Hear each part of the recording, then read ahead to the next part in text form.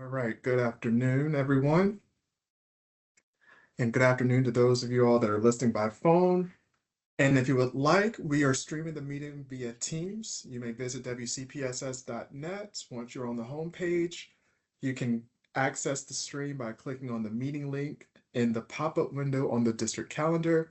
So we are glad that everyone is here. Board members, hopefully you are back. If you would not mind turning on your cameras throughout the meeting so we can make sure that everyone's here and we have our quorum. And before we get started with our first item, I would entertain a motion to waive Board Policy 2310. Is there a motion? So moved. Second. There is a motion by Ms. Edmonds to waive Policy 2310. It's been properly seconded by Vice Chair Hershey. Any discussion on the motion? All right. Hearing none. All those in favor, we will do a roll call vote. We will start with Vice Chair Hershey. Aye. Ms. Board Member Caulfield. Aye. Board Member Gordon. Aye. Board Member Edmonds. Aye. Dr. Ng. Aye. Dr. Job.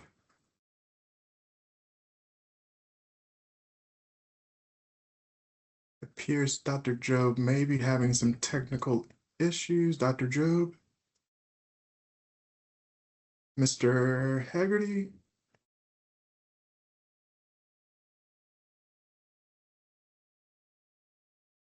And I'm also voting aye, so that is a 7-0. And I know, looks like Dr. Job, are you there? If you're having some issues with technology, just shoot us an email and we can get that resolved for you. And final call for Mr. Haggerty. All right, once they join, I'll just make that announcement. So it looks like the motion passes. We have waived Policy 2310. Our first item on our agenda will be the WCPSS Magnet and Curriculum Enhancement Updates, the Return on Investment and Community Impact with Dr. Lane and Ms. George East, Talia George East will be presenting.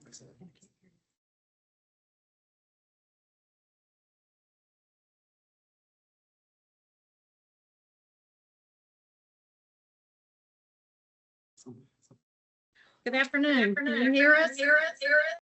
Yes, there's a feedback, but we can hear you all.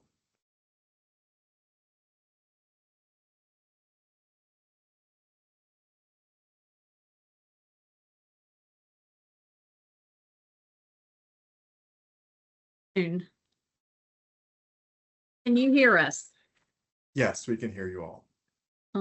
Thank you for this opportunity, Chair Swanson and all the board members, Dr. Taylor and all of those present. For some reason, my computer is not working, so it's always a good idea to have another one handy. So we are sharing. This is Talia George East, who is our Nexus project director. And so we will be sharing together this afternoon. So wanted to just start kind of with a summary of our magnet programs and how they fit into the whole district's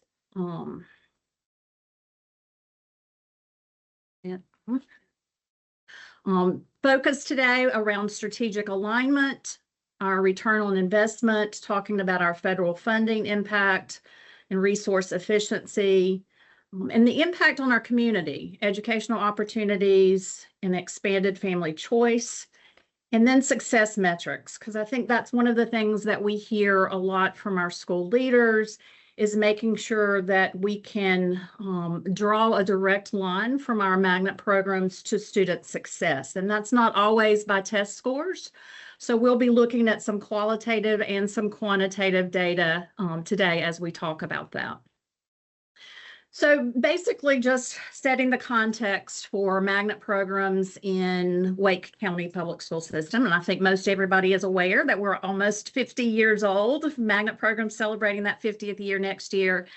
This year, we are celebrating the 50th year of the merger with Raleigh City and the Wake County. Implementing desegregation, voluntary desegregation. I think we've all seen the video that talks about our history and shares that out for our community members to know and to learn about. It's still a model across the country for the work that was done, and we'll talk throughout today about just how important that is as we continue this work. By 2023, we have 61 magnet schools across Wake County Public School System, 30 elementary, 15 middle, 7 high schools, and 7 early college high school programs. And we certainly want to give a shout out to our community partners for those early college programs, Shaw University, NC State, as well as our Wake Tech partners. And we're going to talk a little bit more about them later on.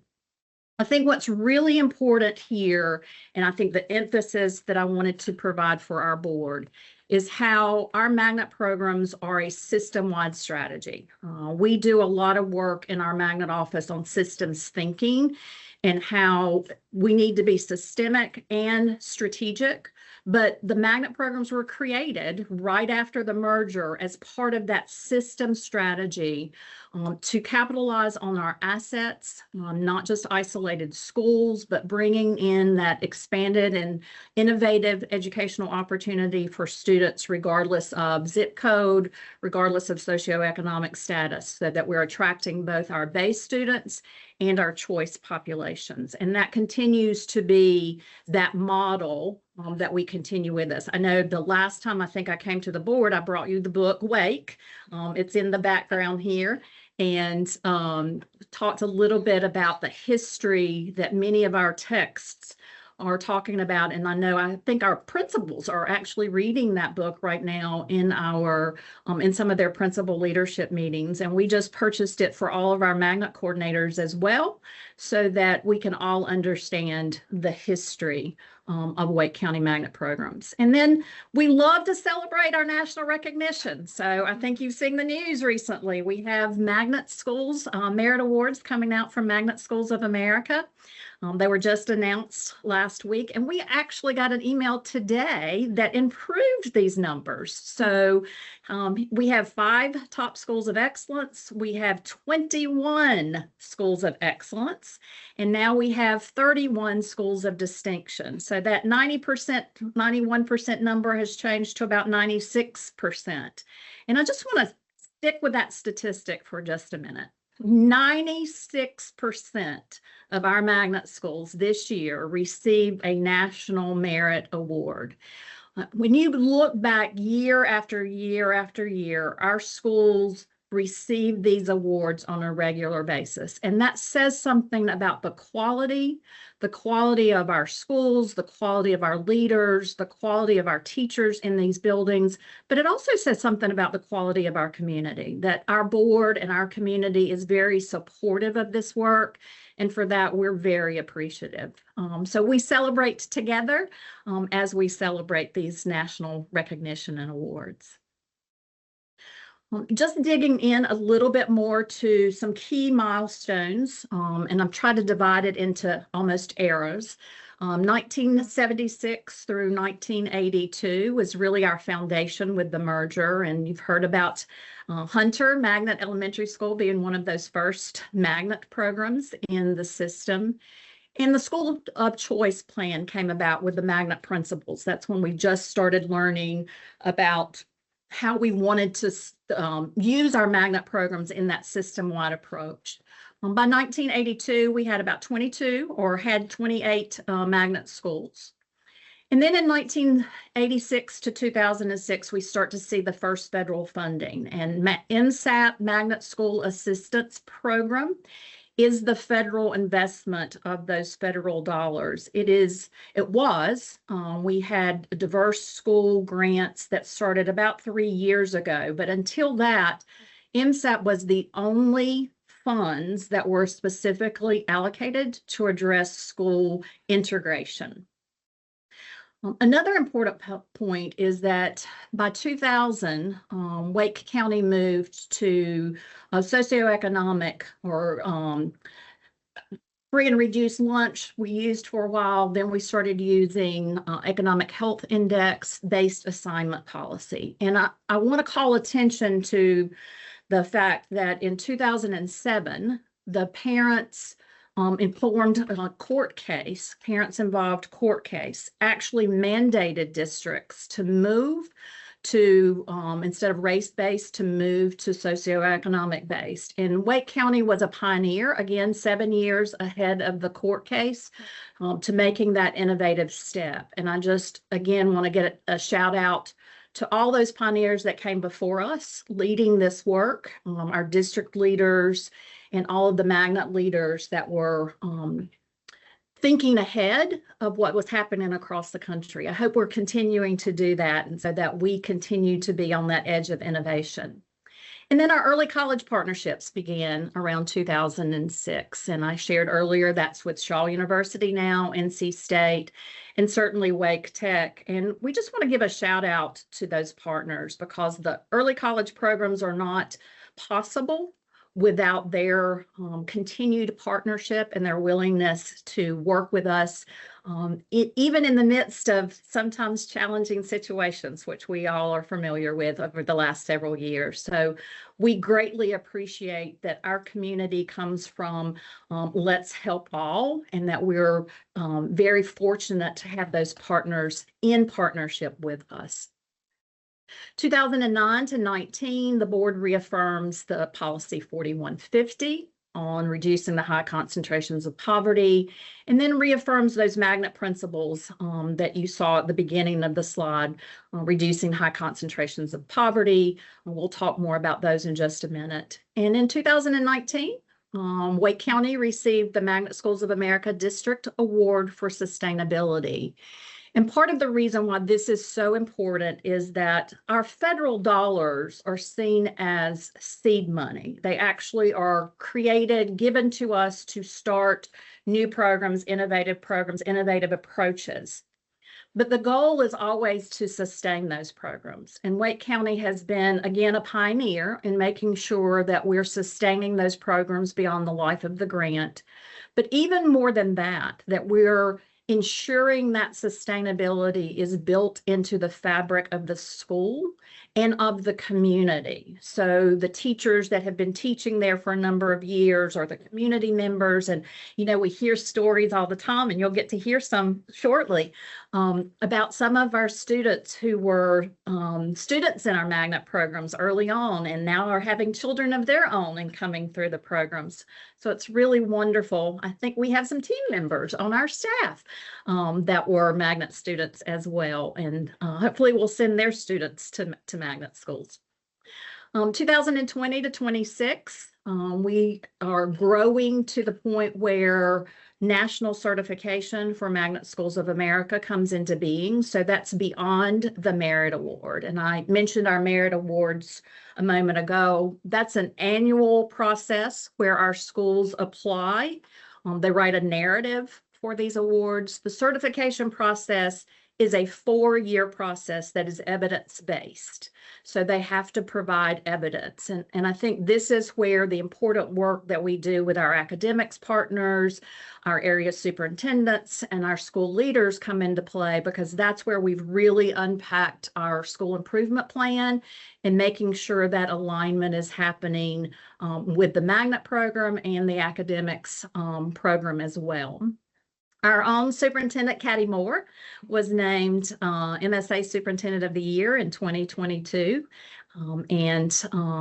At that point, we have 3 current NSAP grants. Our 2021 is Project Nexus, that we'll be talking a little bit more about, and we'll share some stories from our community.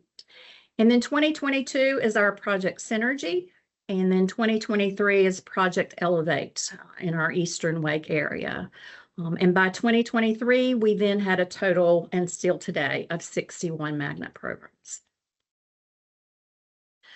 So when I talk about the system impact, I think one of the important things to note is that we are absolutely a part of the district's priorities in terms of strategic alignment. So our 2028 district goal of 90% of students meeting or exceeding grade level proficiency is absolutely a goal within our magnet programs too. We work with our school leaders, our magnet coordinators, our magnet teaching team, and all teachers in the school to really drive home the role the magnet plays in trying to help find those passion and interest in all of our students and connecting them to school, connecting them to reduce the number of absences so that because they're enjoying school more, or research tells us that discipline goes down when kids are excited about school. And I know probably most of us would say we'd really like to be back in school because this virtual learning is hard. Virtual meetings are hard, and we know the value that our kids have from engaging with each other. But making sure that those goals are focused around our students' growth, closing gaps, looking at those subgroups. That's one of the things that Magnet Programs does really intentionally, and you'll see that expanded upon in a little bit with Project Nexus and how we're really looking at those demographic subgroups and how we're targeting our supports, whether that's professional learning or the work with our magnet coordinators and magnet principals to support that work. Our community focus around student choice, we're in an environment now that's much more competitive than it used to be. We talk about market share in not just Wake County, but across the country, and our student age population is decreasing. More and more choices are available for our parents. So making sure that those are high quality choices, that they're innovative, that our families understand those.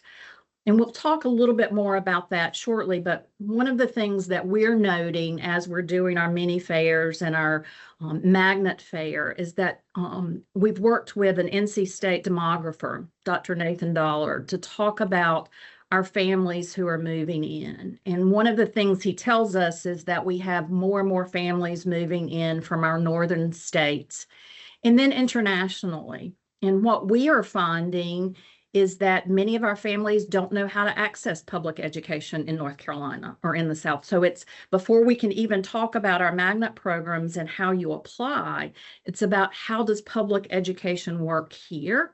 So really educating our community with the choices that are available to them is really important. Tamani Anderson-Powell, Tasha Haynes, all of our team members do an incredible job of working with our schools and our families, our parents, talking to them one-on-one, making sure that they have the opportunity to ask questions and get support for that magnet application.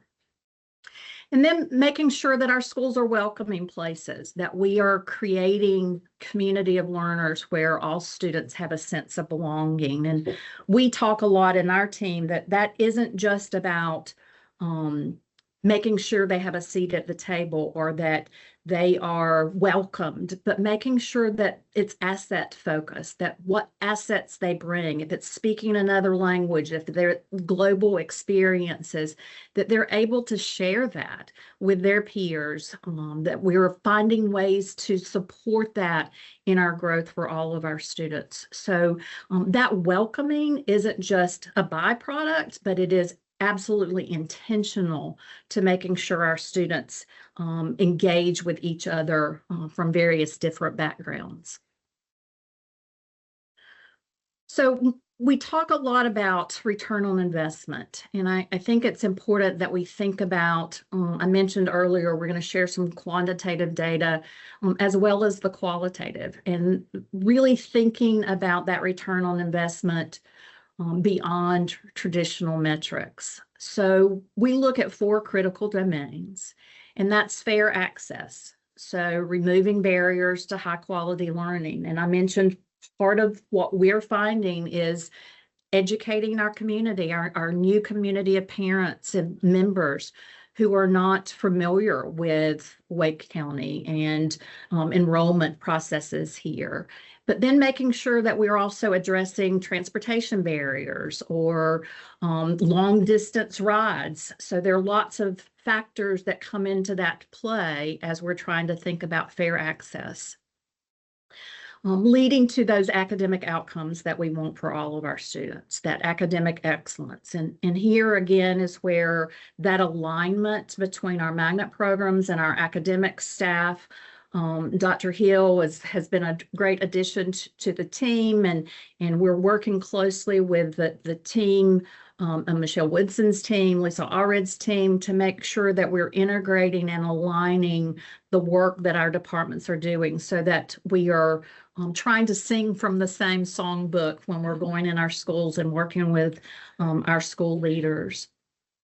Making sure that community choice continues to be available, and mentioned how competitive that environment has become. And I've said many times, I am glad to compete with anybody you put us up against. Our schools, our leaders, our students are thriving. They're doing an excellent job, but sometimes that playing field isn't level. And part of what we have to make sure is we're educating our families on what those choices are for them and how the high quality education, regardless of which school they choose in Wake County, is a powerful public school option for them. And that again is where our magnet programs become part of that district strategy, that it's not just promoting the magnet programs, but that byproduct of that is that we're promoting all of our schools in Wake County, that we're elevating that innovation across different schools and different communities, leading to that important component of student growth, which is built around critical thinking, collaboration, creativity. You know, we used to say these were soft skills, and they aren't anymore. We're calling them essential skills now because many of those jobs we've been saying for years aren't even developed yet. But when we think about the use of AI, and when we think about all the different technology that's come about just in the last 5 years, it's no telling what our students are going to have to know and learn. So we spend a lot of time teaching the process, the way of thinking, rather than just the content. So that becomes an important part of the innovative programming as well.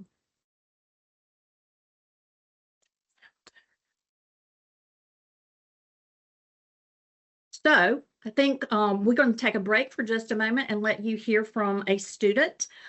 As I said, we have created some videos. These folks were supposed to be with us in person, and Chair Swanson, if it's okay with you, we're going to mix these in throughout the presentation so they're not all back to back, but we did have planned for folks to join us and speak. So if it's okay if we play the video.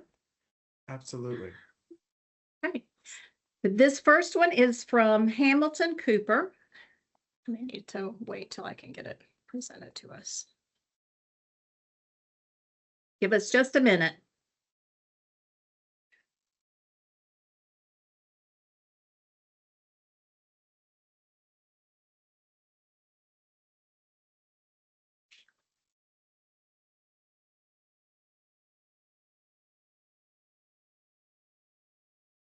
My number is Hamilton Cooper, and I'm an 8th grade scholar here at East Carolina Middle School. And today I'm going to talk to you all about the great opportunities we have here at our school. One of the opportunities we had here at our school last year was when our 7th grade Spanish classes and 8th grade, of course, went to a traditional Mexican restaurant where we ate some really good food. We're not seeing the spoke screen. Spanish with some native Spanish speakers, and we, of course, had that with our friends. That really helped me feel better in my ability to speak Spanish to actual Spanish speakers and not just talk in prompts to them. Another Spanish field trip we went on that year was to the zoo. That zoo really just helped us with speaking a Spanish. Everyone see the screen? Saying animals' names in Spanish, and it just really had us. Are you not hearing that? I don't think we were able to see the screen, Dr. Lane. Okay.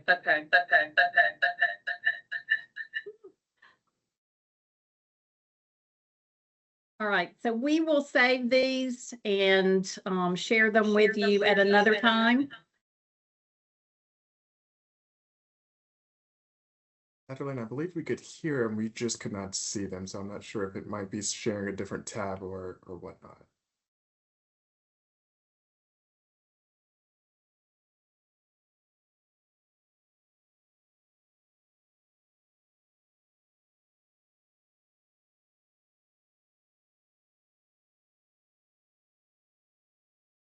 Dr. Land, you may have remuted, so if you're talking, we can't hear you. Thank you. And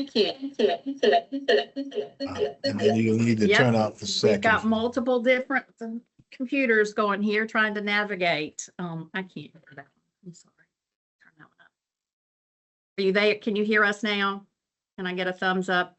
Good. Thank you, Dr. Taylor. Thank you, Chair Swanson. As I was saying, we have multiple family members. We have some parents and a school leader and a student. And we'd love to share those with you. So we'll make sure we send those videos to you. I know the board loves to hear directly from our community members. So I'm sorry that did not work for you today, but we will make sure to get that in your hands. Part of what our student, Hamilton Cooper, was sharing with us was how important the magnet theme at East Carey around global studies has been for him and his learning in his academics. East Carey was just recently awarded one of our schools of excellence. And so we are very pleased with them that they're making such a big difference in our students' lives. I think it's important that as we think about our magnets here, that it is not enrichment for a few, but that they are engines of innovation for the entire district, as I've mentioned. I noted earlier our core principles are reduce high concentrations of poverty, promote diversity through school integration, maximize use of school facilities. And when we start thinking about the impact of that, it doesn't just come into play when the city and the county systems merged, with many schools under-enrolled in our urban core, which is where our magnets started, but it's also continued in the high growth of some of our Western Wake areas. We simply can't build schools quickly enough, and being able to provide family innovative options. Tamani always says that's a hook, right? Our programming is the hook that brings our families in. So we want to make sure those are high quality hooks for them, and it's something that will cause them to drive or to ride a bus for an hour or so each way. What's highlighted is a fifth bullet that is not part of our current principles, but I wanted to highlight it because it's an emphasis that the Magnet team has had over the course of the last 5 years in particular, and that is really hearing from our community that what they want are K-12 pathways. They want to know where their students are going to go for elementary, for middle, for high school. And that's been some of the feedback we've received from our families that are making choices to go to charter, is we know where they're going to go, K-12. So we have tried to adapt to that and making sure the families are aware of the STEM options or the International Baccalaureate options, whatever those options are, that they have those available elementary, middle, and high. That doesn't mean they have to stay in that pathway. If they explore STEM and they've decided they're more of a global learner, they can always apply to a different school. But it does give parents some comfort in knowing that those options exist and that they're available. So trying to be very intentional with that. The thematic pathways, you've heard us talk about our STEM pathway, problem-based or project-based learning with real-world applications. We have International Baccalaureate at the elementary, which are our primary years program, middle school, middle years program, and at high school with our diploma program and our career pathway programs. And that one's currently at Garner. Magnet High School. Our global studies with language immersion, you're going to hear from Tila in just a minute about more of those, that information. Visual and performing arts, and then our early college partnerships, which we mentioned earlier. So I've tried to set the stage that Wake County is the pioneer in this, but there's also things that we have learned through the research, through the text, about what gives us that competitive edge. And those kind of are highlighted here in terms of that system-wide strength. I think the fact that there is a dedicated magnet department that's part of our strategic initiatives reporting to our chief of staff alongside our strategic planning, that we are working collaboratively with our academics team, our special education team, our student support services, our transportation folks, our student assignment folks. I say often that our magnet folks are touching every component of the district, even child nutrition and facilities, almost on a daily basis. That within those 61 schools, there's probably very few areas, departments that we aren't touching: human resources, budget, and finance. And so we have the opportunity not only to be collaborative with those departments, but also model what we believe collaboration should look like in support of those student outcomes that we've mentioned.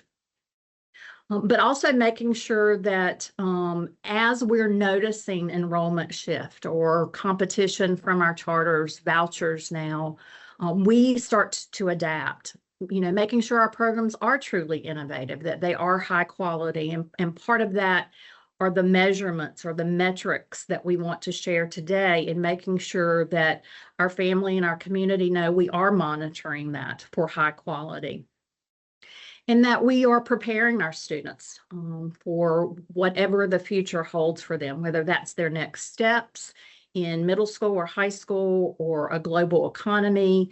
I often share the story about my own son who went to NC State, but grew up in a rural community and didn't have access to the language immersion programs that our students here in Wake County have. But his professors at NC State told him he needed to learn Chinese. And he said, I don't need to learn Chinese. That will never help me.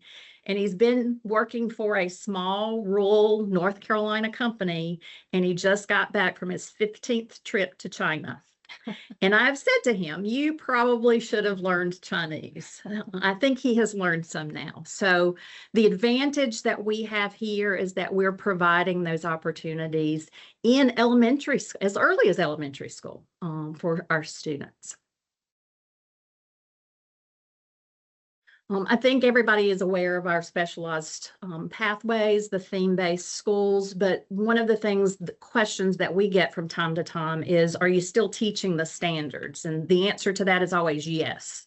Like, everything we do is theme focused, but aligned to North Carolina standards. So hopefully when you walk our schools or when you visit them, you will see student work that's connected not just to standards, but how they're learning it through that theme, the global theme or the STEM theme. And I think Dr. Taylor, you and Dr. Robinson were out at Conn Magnet Elementary School just last Friday, watching our students have a chance to interact with some astronauts on the International Space Station, and bringing that hands-on opportunity to our students, having them ask questions and be prepared. And those sorts of things are constantly those resources that we're looking to our community partners for, and making sure we're engaging in that. One of our videos that we're not able to share is our parents are talking about how important that is in them choosing a school,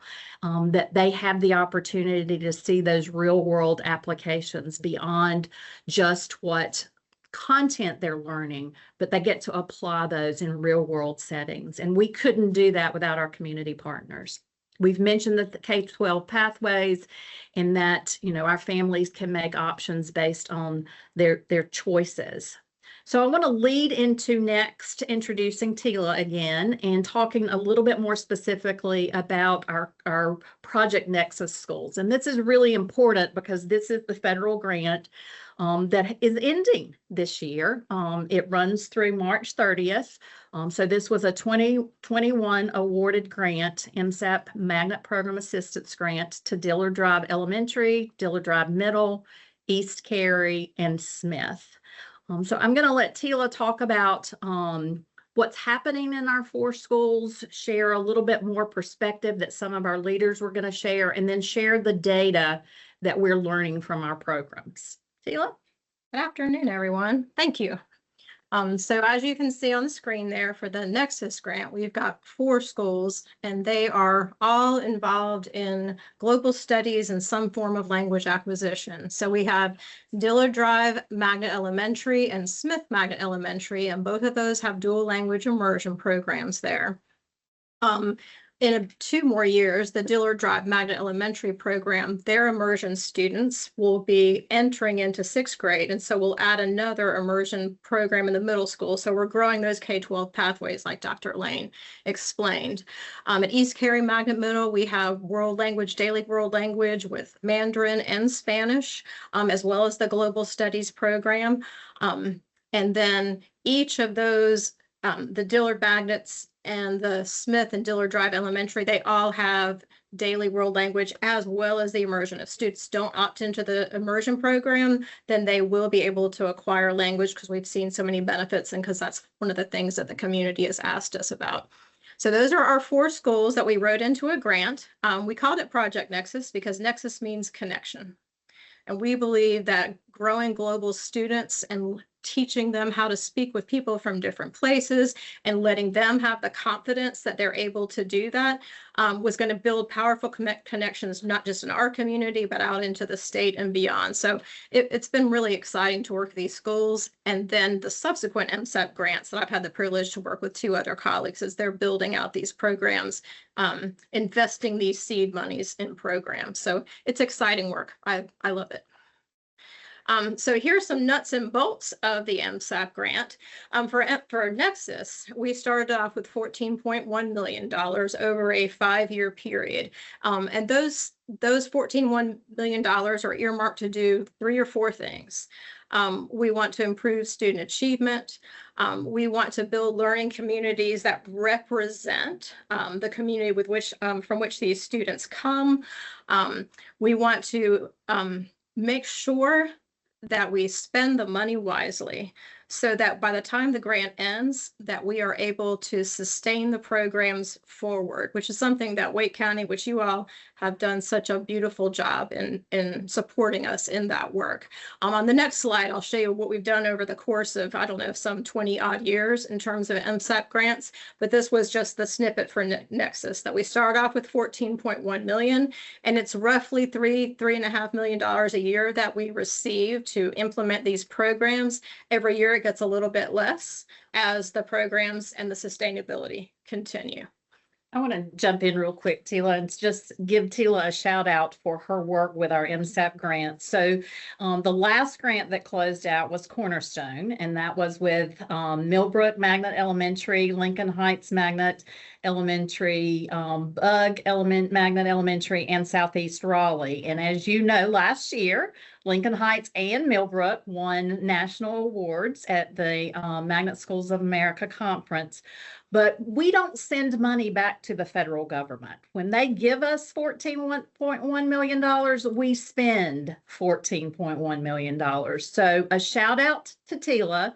I think at the end of the Cornerstone grant, we had $300 that the federal government pulled back.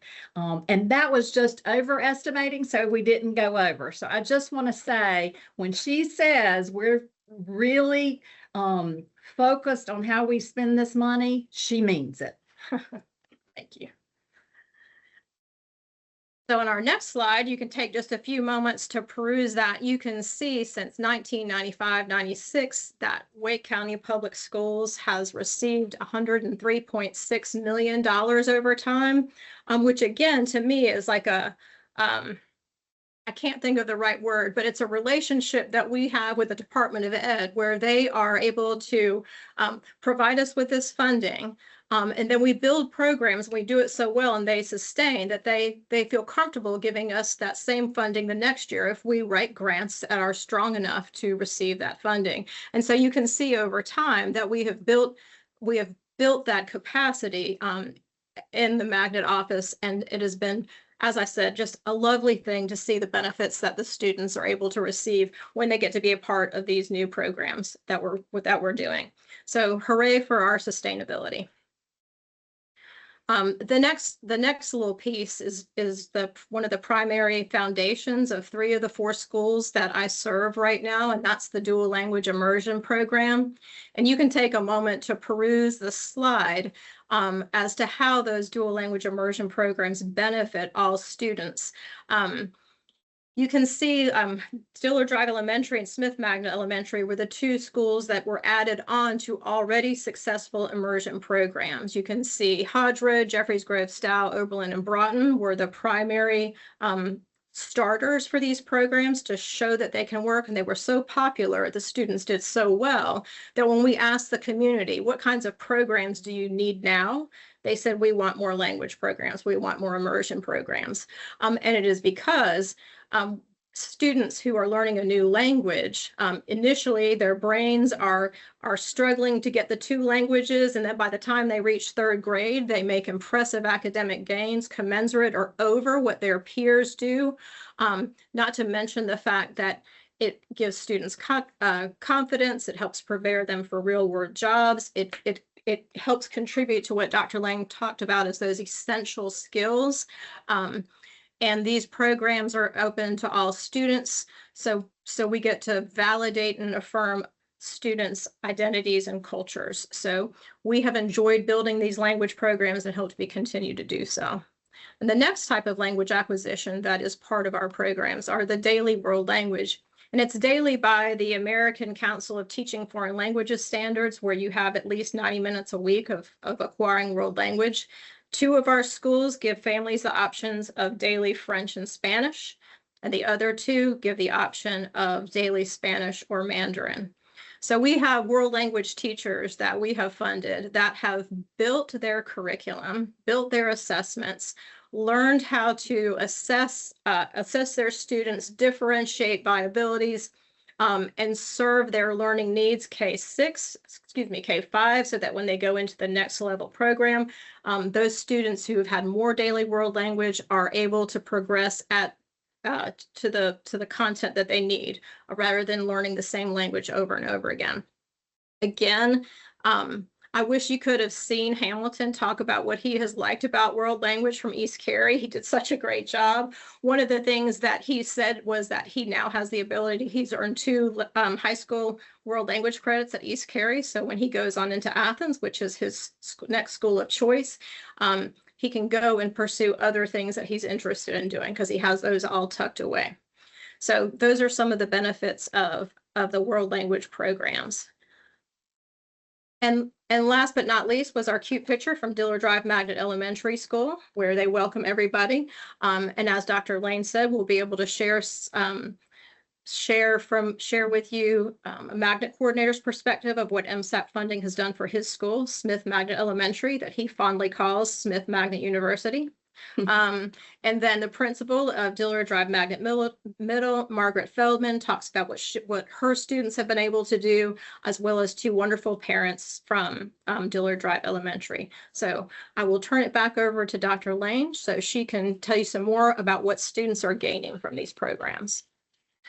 I think before we go there, I just want to mention, Dr. Taylor, you and I have had conversations about our world language of programs and the possibility of expanding those across the district. So part of what we do is listen to our community. So when we do our magnet application, there's always a survey that goes out to all of the families that apply through the magnet application, asking them year after year, what additional programs might you like to see, or what innovative programs would you like for us to consider? And every year it comes back, world language, language immersion is at the top of that list. So we are doing a little bit more intentional focus groups this year on asking our community, and we'll be sharing out that information across the district.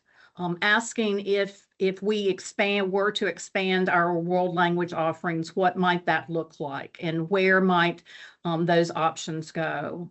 our office is magnet and curriculum enhancement. So that's not necessarily suggesting that we'll be adding more magnet schools, but we always are looking at how we might support our learners through language. As we know, some of our schools have very high populations of English as their second language. So where might that benefit? But that's certainly something that we're continuing to look at because the benefits speak for themselves in terms of the research. I think it's also important to note, and you may be aware, that there is a state level office that supports dual language immersion. And that's where much of the research and the data comes from that Tila mentioned about those third grade advancement in scores.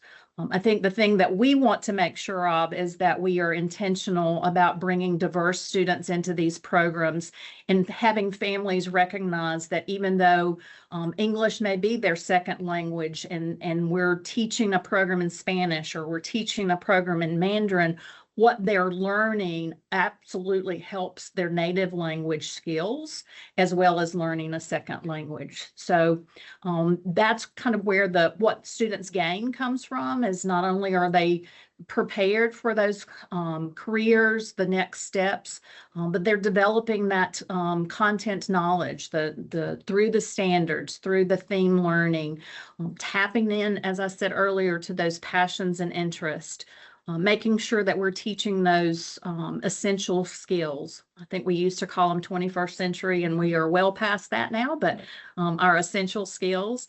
And then making sure that global competence is part of something that we're celebrating and that we're intentional about, the interconnectedness, not just the cultural awareness, but the cultural acceptance and honoring of that, as we mentioned earlier. And we do that through language. I don't know if the previous slides, if you really noticed that, we talk about dual language as if it's just the language component, but it's very much about the culture, understanding the culture of the students in these particular programs.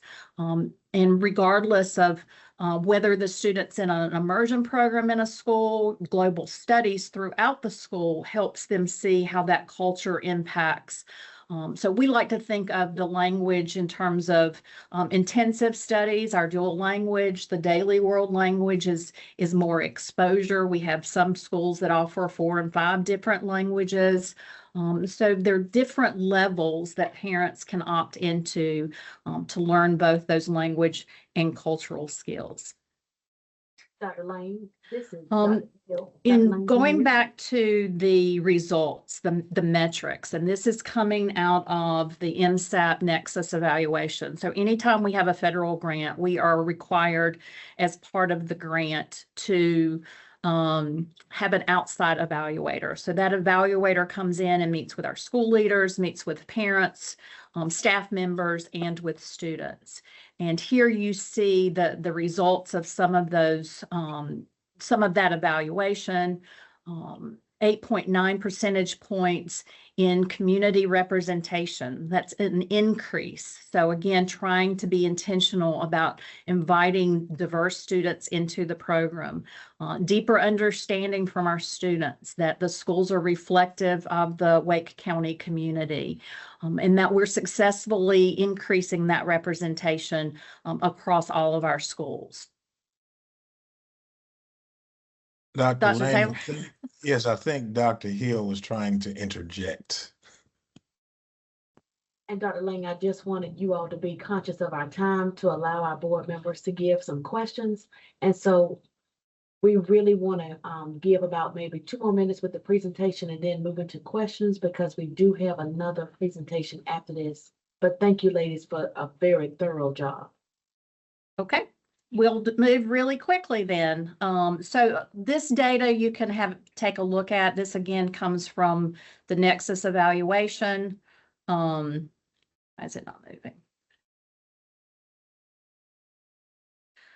This is a larger study that talks about magnet programs in general. This is our Wake County analysis from a Harvard study and some of our Folks in our data research and accountability department contributed to this. At the last slide, the information is available for reference.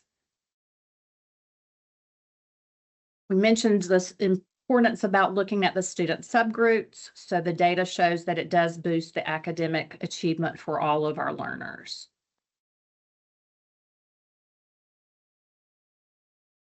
School climate, here you see information here. Let's move through pretty quickly.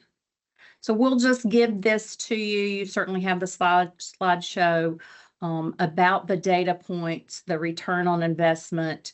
We're trying to make sure that our metrics align with what we're hoping to see for our students. I want to go back one slide real quick. This is the last thing, and then I'll open it up for questions. But I think it's important that we not only share with you where we are, but that we ask for what we need. And so what we need from you as our board and our community sponsors are to make sure that we continue this investment, that we're allocating district resources to these specialized instruction and proven practices. That allows us to continue providing professional development for our teachers and leaders, looking at program expansion where it's deemed necessary, and then making sure we are accountable for those metrics. So we just ask you to consider that, and certainly if there's information here that you don't feel like you have, reach out. We're glad to provide any additional information.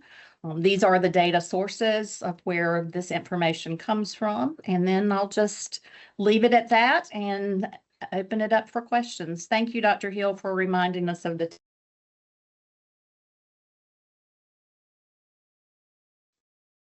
Thank you, Dr. Lane and Ms. Green for that. It seems like everyone just Yes, thank you all for this presentation. And sorry, I'm trying to get to my notes here. I will recognize board members for comments first. We'll do one round of questions and comments, and then follow-ups will be on the second round. And so just make sure that as you're raising your questions, keep your camera on, and we'll use the raised hand feature the way we did in the policy. We'll start with Ms. Gordon and then Ms. Edmonds. Thank you. Thank you all for this great, really in-depth, detailed presentation. I want to preface my question with how much I know the work that you all do, Dr. Lane and your team, and magnet school principals and teachers. I know how much goes into providing our students with the best and the top notch. I myself, you said in the beginning, we have some staff who were recipients of magnet the magnet programs, and I myself have been one. And I have a child who actually is has been afforded the opportunity to attend one of our magnet programs. But my question is around, in the beginning you talked about, systems thinking and continuing with the history. And in thinking about, the 50th anniversary of Wake County Public Schools, we know that a lot of our communities have changed drastically. And so I think my question is around how are the magnet schools keeping up with that change, being mindful with that change, making sure that we are really meeting the needs of the base children who attend those magnet programs. And then just around fair access. A family like mine who lives in the heart of Southeast Raleigh, probably one of the highest or lowest socioeconomic areas of the county. How are we making sure that those families are not falling in that 5%,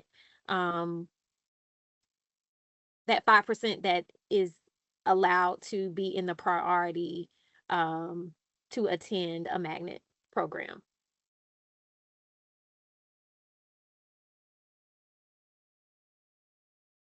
Dr. Uh-oh, Lane, Dr. it Lane, I appears think that you're you're, muted.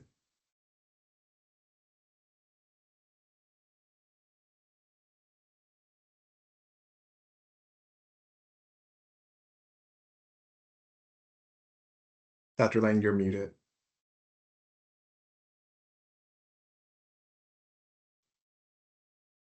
Can you hear me now? yep. Good. Okay. Great questions in terms of change, especially around our base students. I think one of the things is that we're constantly asking our school leaders how we can help in terms of what's supports that they are seeing in their schools.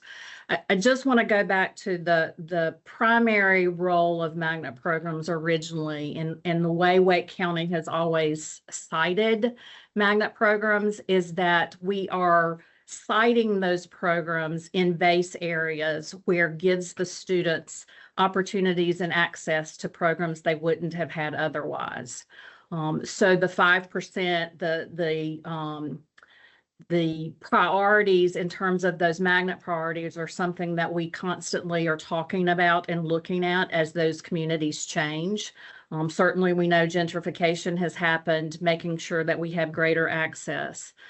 So looking holistically, we can't provide every student or every school be a magnet program, but how can we intentionally focus those supports in particular areas? So as we're looking to add new magnet schools, there's some key criteria that we're looking at in some of the neediest communities. So I'll think about Eastern Wake and the newest grants that we have there in our Wendells and our Zebulons and East Wake Magnet High School. So it is a pain point, I think, to be honest, as you're saying, that we as a district need to look at strategically and constantly ask those questions, whether it's do we change those percentages, or how do we make sure families are more aware of their options? So I appreciate the question. I don't think we have the perfect answer. I think we are always open to ideas from our families and from our community and striving to meet those needs strategically as a system. But there's still some pain points. And I think that's part of where I was talking with our team today, that the process isn't perfect, right?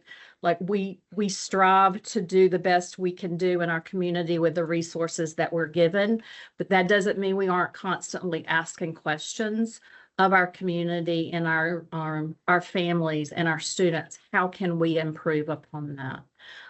So thank you for that question. I think it's very near and dear to all of our hearts to make sure we have great opportunities for all of our students, regardless of where they live and regardless of their zip code. So thank you. Thank you, Dr. Lane. I think that is the spirit and the heart of my question. I just want to make sure that we are not, we say that magnet schools are in place to make sure that all students have access. And I just want to make sure that we are very, being aware, because of the times have changed so much, that we are not actually limiting access. So thank you. Absolutely. And I think just asking the question as we continue to wrestle with that is very important. So I appreciate you calling that out.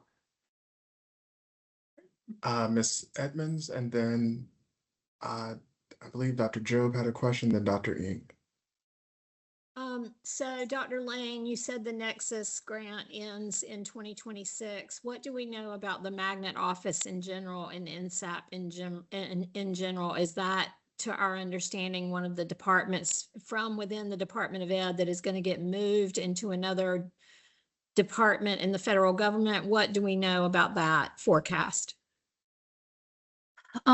So this is what I know from our colleagues in Washington, D.C., mostly with my work in Magnet Schools of America, that they're focused right now on higher ed.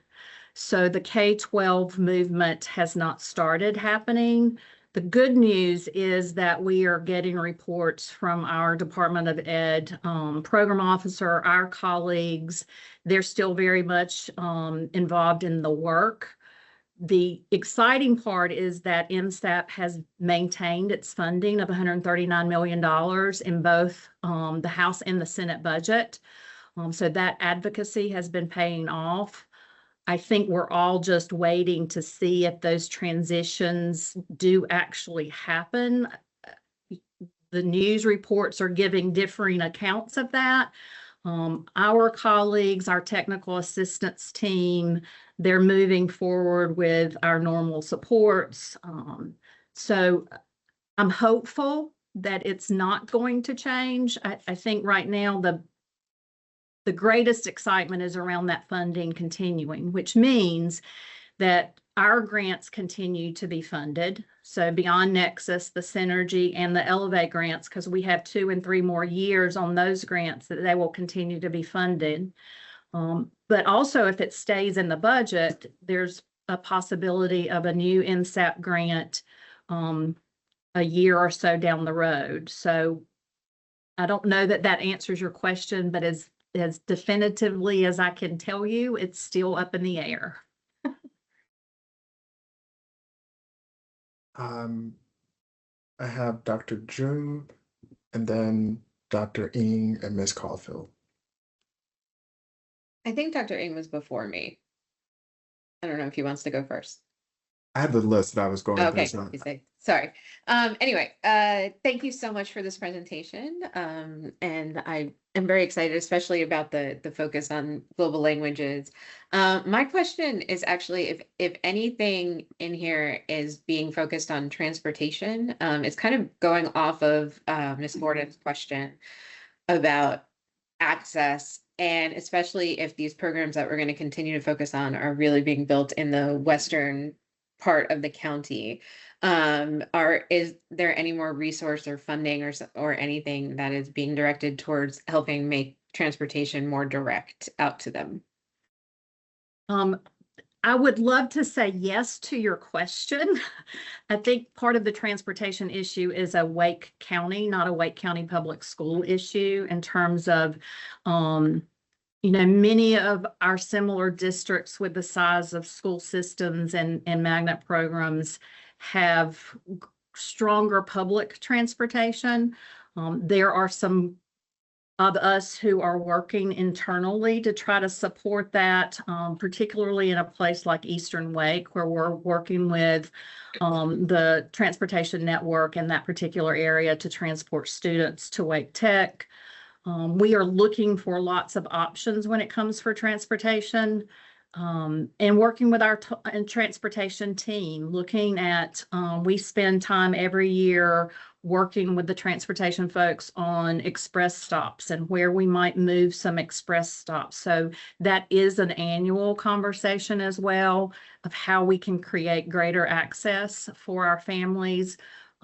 We're encouraging families to carpool. We're trying to help our magnet coordinators put together carpool lists. So trying to be as innovative as we can in some of these environments to address some of those barriers. But yes, you are correct. That is a real another pain point of access for our families in our community. And as we continue to get larger, that continues to impact that opportunity. It pains me to.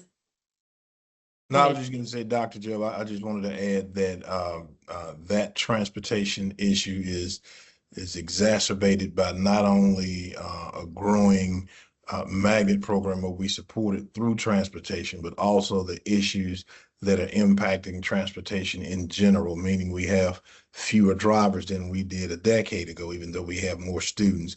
And so, the district makes a conscious effort to include transportation in these decisions. But as the dynamics change, that's going to continue to be a challenge for the district.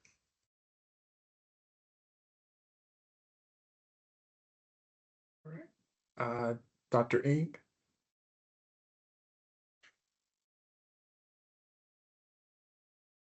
Thank you.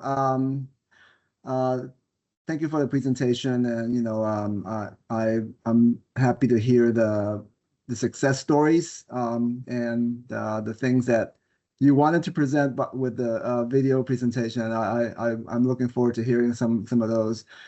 And I just kind of want to piggyback to Ms. Gordon's point too, in terms of access. And you mentioned the word seed money, and I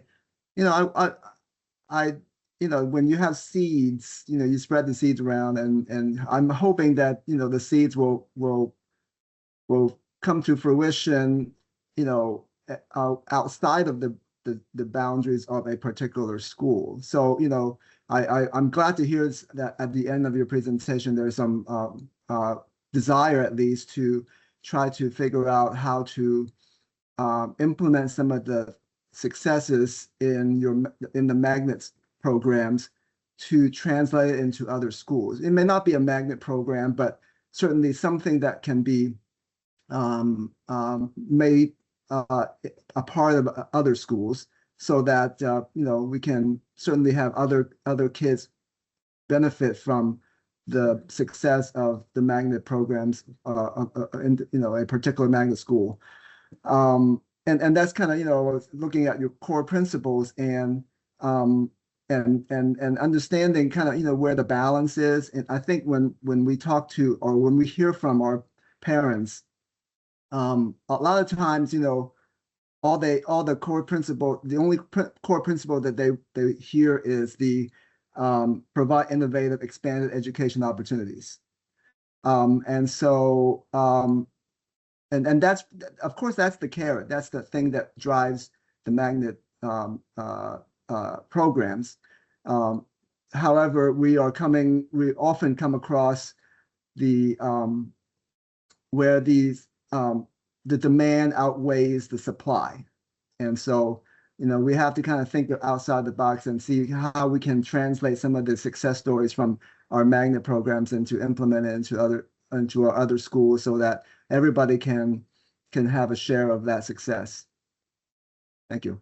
Thank you. I appreciate that point. And one of the things I couldn't help but think about as you were saying that is how intentional we've been in writing new grant applications to use the successes of previous schools, and how we're taking what's happening in our grant schools to expand that out. Charters were originally designed to be incubators of success, right? Like they were supposed to be creating that innovation that then they were sharing out, and that never really happened.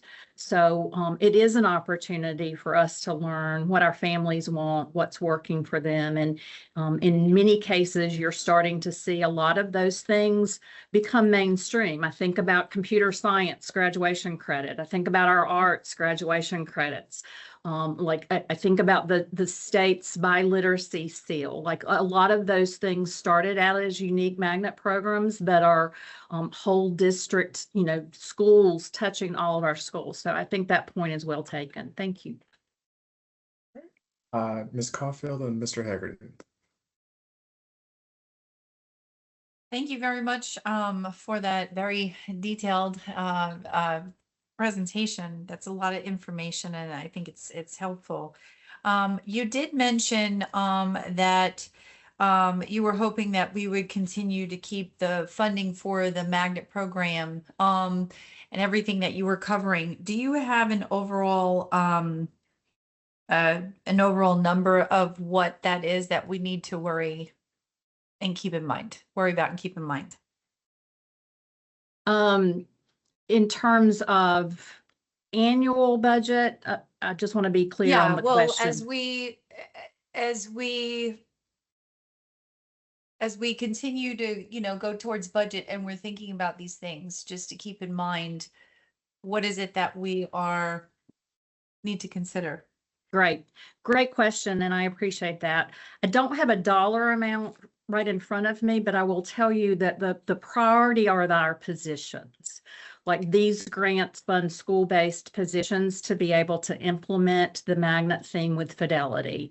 And many times those positions are supporting the professional learning for whole staff, for teachers.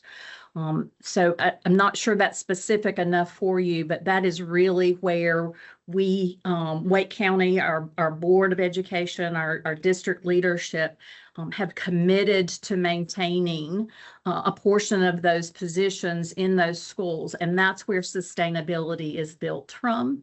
So it becomes about the not just the position itself, but the quality of the folks in those positions that have been trained, that then are training new teachers as they come. So staffing is the key element.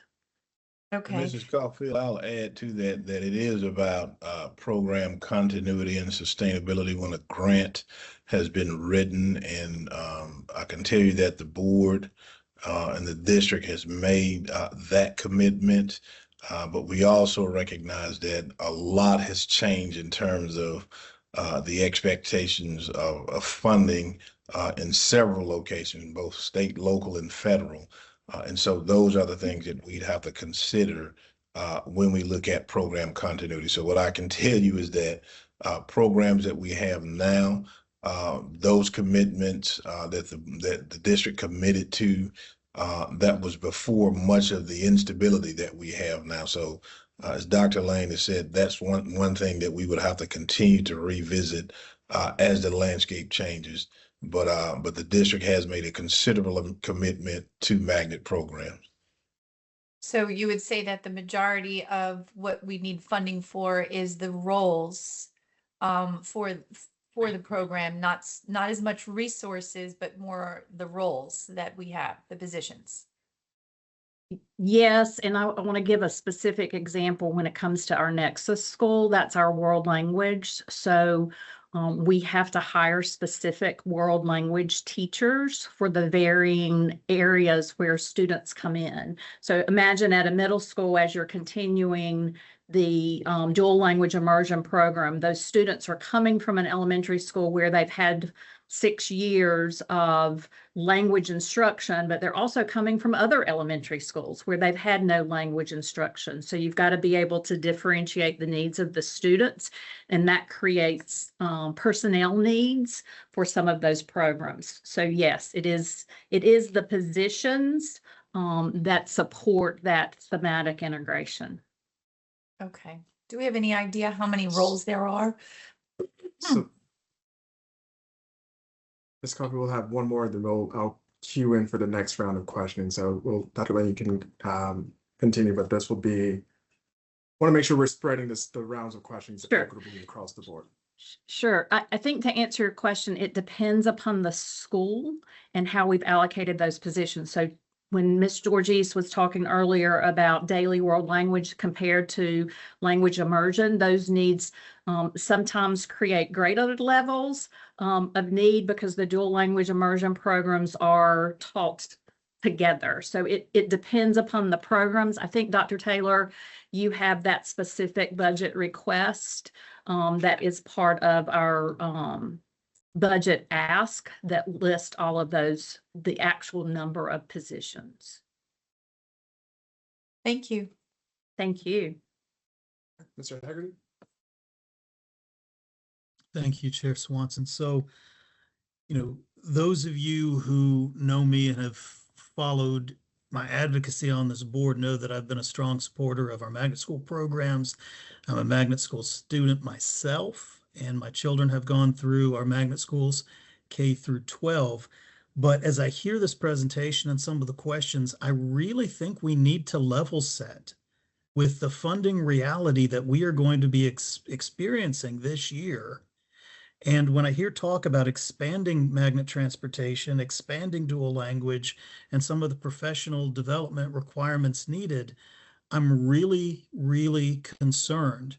We're going to have fewer dollars per student to spread around the entire district. And if we want to keep a healthy and robust magnet program, I think what we need to be doing is start looking at efficiencies. We know that there are some magnet themes that are very popular and draw students from around the county. But we also know that sometimes it's not the theme, but it's the school themselves, the school itself, right? And even offering the exact same theme at a different school does not generate the same number of applications, right?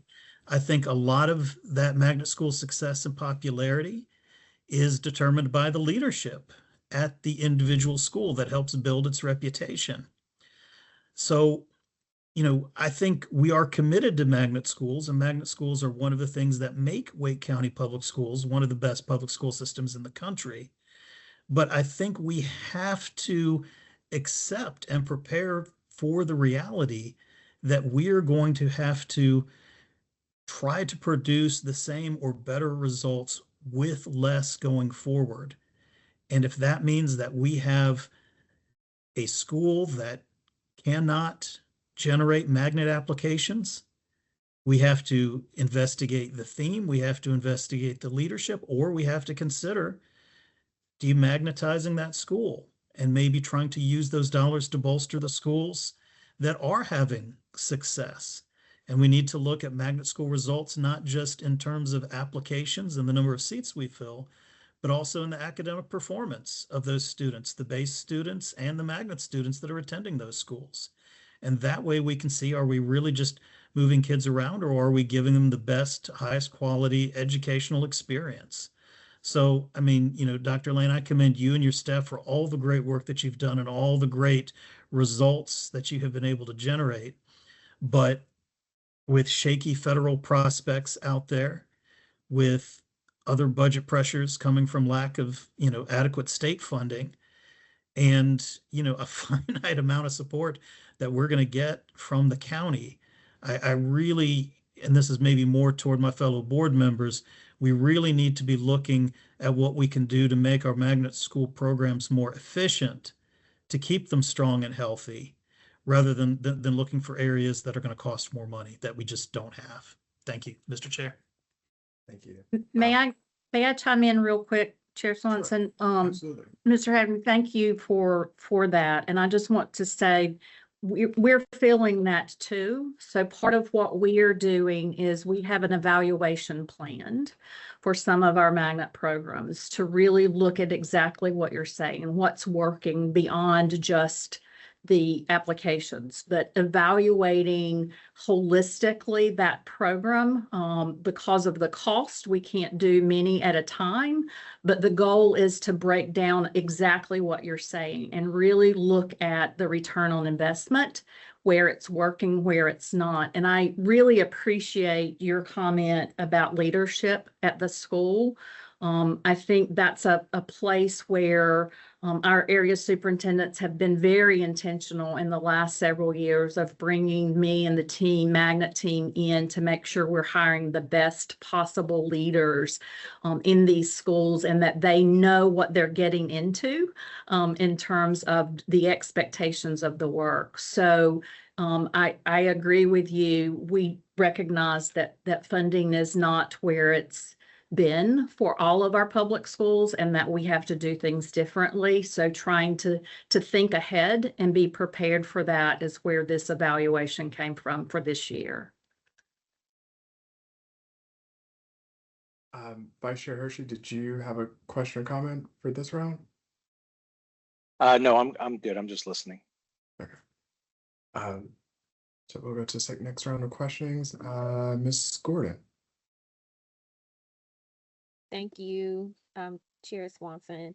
I think Board Member Haggerty really spoke on my next question, and probably a point.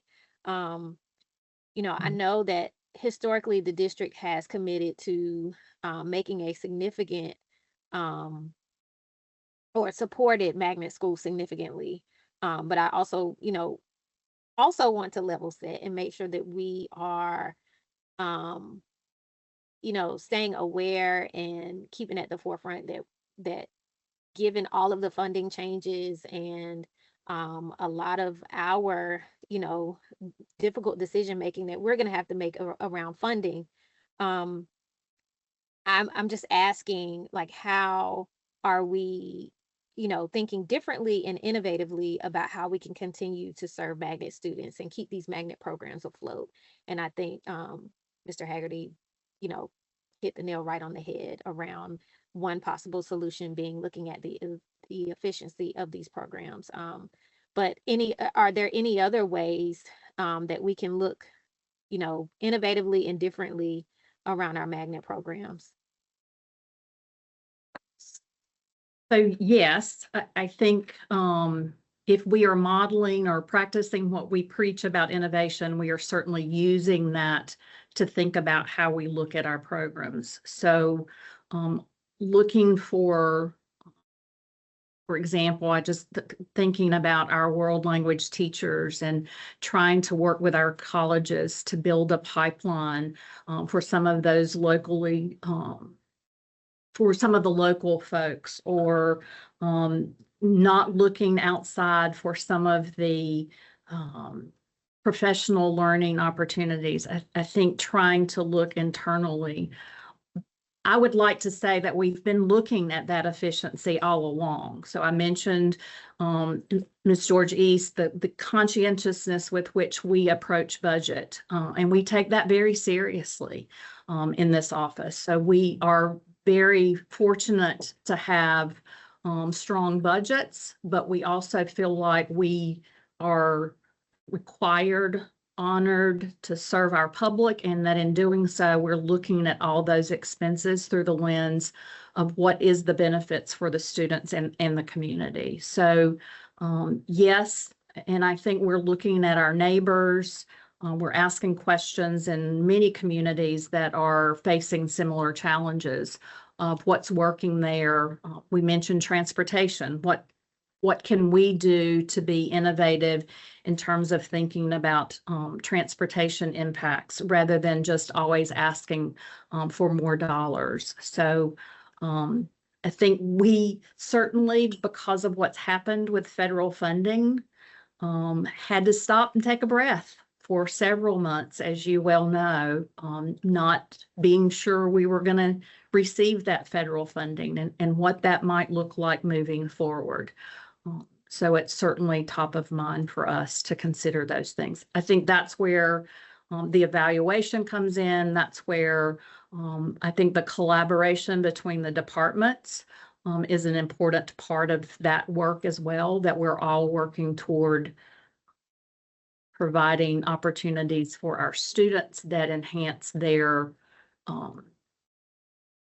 performance. And I don't mean performance just in terms of test scores, but their success in their communities, in their schools. So it's not an easy time when we think about finances. So yes, we're trying to be very conscientious of what's happening around us. I also will say that we are very intentional of looking for other sources of funding too. We applied for a state grant, workforce and innovation grant that Carroll Magnet Middle School received. So we try to think beyond just what's been successful for us and where we might, and I appreciate our grants team in their work collaborating with us on looking for those opportunities. So trying to think where we can do things differently. I think our motto is see things differently. So we are absolutely trying to do that in all of these conversations. Thank you. And I think I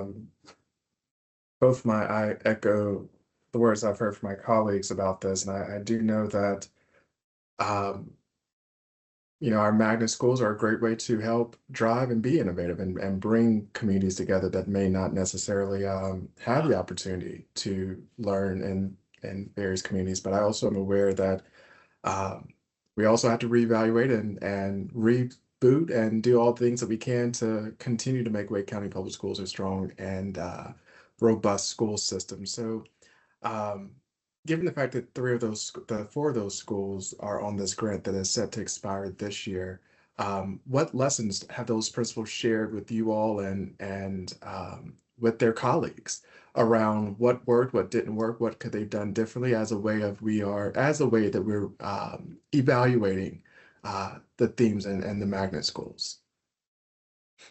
You want to speak to that? Sure. the principals that I work with are always, they're learners. So they are always reflecting. I think in general that the principals and the magnet coordinators would talk a lot about building capacity in others while they try to implement this grant, that they don't try to shoulder a new program all on their own. So I think that's one lesson learned, is to be comfortable not being perfect at the outset, and to share the learning with other people in the building. Some other lessons learned, I think, would be to be conscious about developing community within the magnet schools, that they make strong efforts to build diverse staff, to teach staff and students how to value one another overtly and concretely. I think that they've all seen good results in working on that deliberately and intentionally, instead of just hoping it happens, because you got people in the same building together.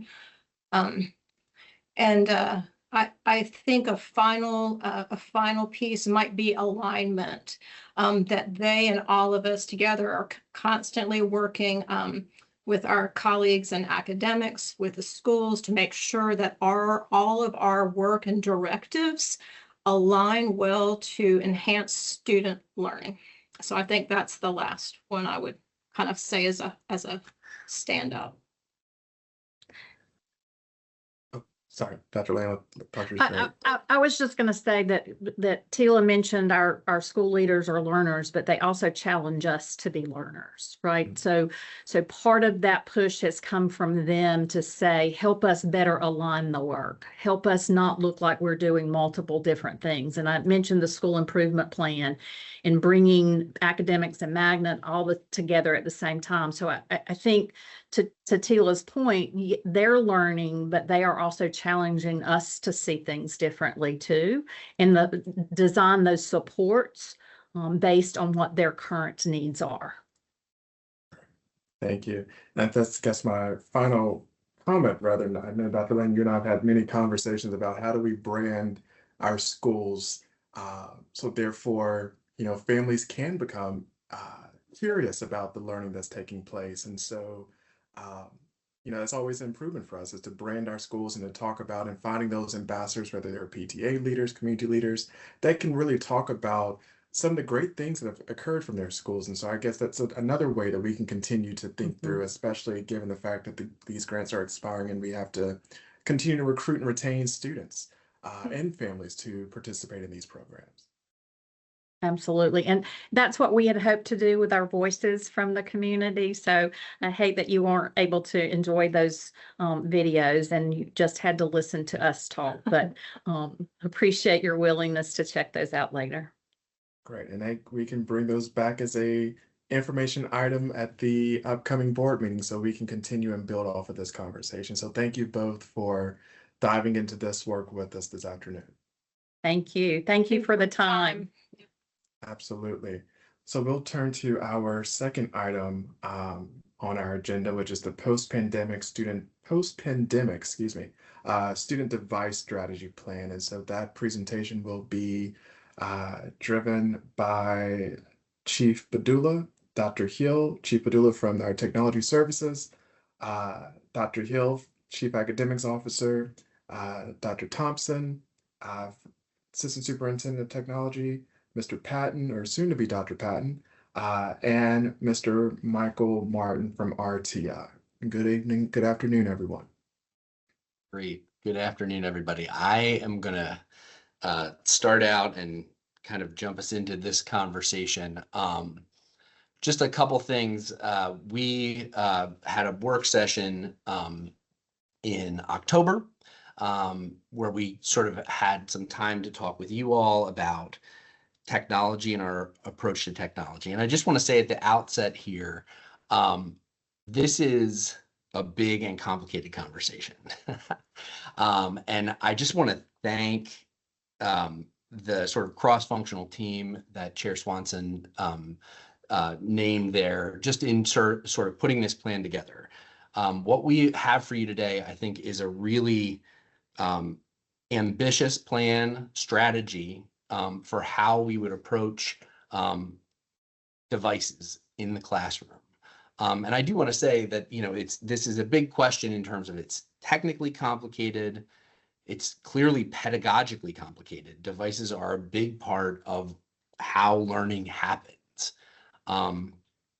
And to the last conversation that you all had, it is a budgetary conversation. It is a fiscal conversation as well. So it's all three of those things: technical, pedagogical, and budgetary. It's also emotional. How we relate to devices is just an increasingly big part of our lives, and an important question. So we're going to get into kind of talking through a strategy today, and really want to kind of get your feedback on an overall strategy and approach to devices. And I think with all things, we want to say that it's probably not a quick pivot, right? But it's a longer term strategy. So we put together a plan. I'm going to talk through it pretty quickly. And Chair Swanson, I just want to check on time. Is there a time that we should plan to stop? This presentation is to 5:30. Great, perfect. Okay.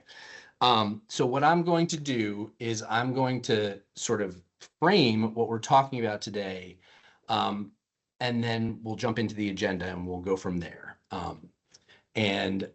So I think the first thing we wanted to just lay out contextually is that we know that there is this sort of large global context for devices. We know that we have to prepare students for tomorrow. They need to be critical thinkers, and technology is shaping that. One of the quotes that I sort of found was from the most recent World Economic Forum, that analytical thinking remains the most sought after core skill among employers. So we know that that will matter. And we know increasingly that technology is one of the fastest growing areas.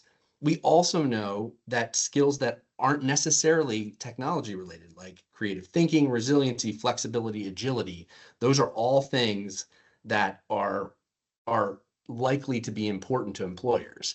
At the same time, and if you can go to the next slide, or the next click, the next two, at the same time we know that there is this sort of demand, we also know that we face real constricting and uncertain budgets. Pandemic money is rolling off. We know we need to make hard choices that direct funds towards people and resources that prepare students for the future. So we just want to say all that because I think as we approach this plan, we want to be able to think about both those things, our sort of imperative and obligation from the strategic plan level to make sure kids are ready for their future, and understanding that we have some budgetary constraints. So that's sort of the framing for how we want to talk about this. Then we got to move into just the recent history in Wake County. And we really are thinking about this, and the item is titled pre-pandemic, or it's titled post-pandemic approach to technology devices. So basically, to just lay out context as I think we collectively understand it, that kind of up to 2020, Wake County was adopting devices, but it wasn't necessarily one of the counties that was moving super rapidly to one-to-one. The CIP had a 3-to-1 provision, but it was moving in that direction, but was not necessarily moving super fast. Then the pandemic hits, and perforce, Wake County, just like every other district, moves very quickly to one-to-one. And there are really conspicuous challenges with learning at home. But the other thing that happens is device use and application becomes very quickly accelerated. CIP becomes one-to-one. And then we sort of move into the post-pandemic area where we know the ratio of devices is one-to-one. We know that tools are being leveraged every day for important teaching lesson or teaching objectives. But we also know that there's an increasing sense that, or a sense that potentially sometimes they're always not effective. Okay.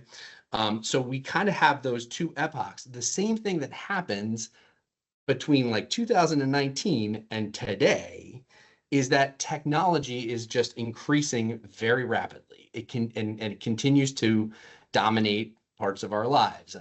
You guys worked on the cell phone policy over the last year.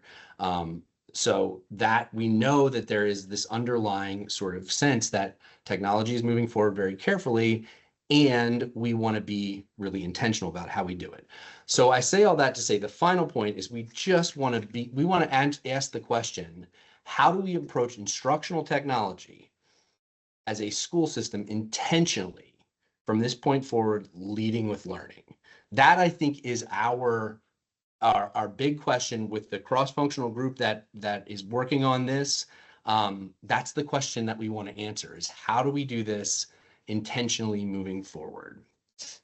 So let me just quickly cover the aims of this presentation, and I will kind of talk you through. We really have kind of 4 parts.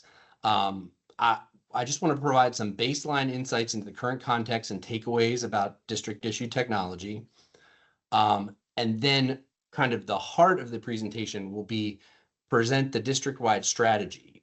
We're going to include a set of 5 principles that we feel like should guide how we approach this moving forward, based on the feedback and the strategy of the team.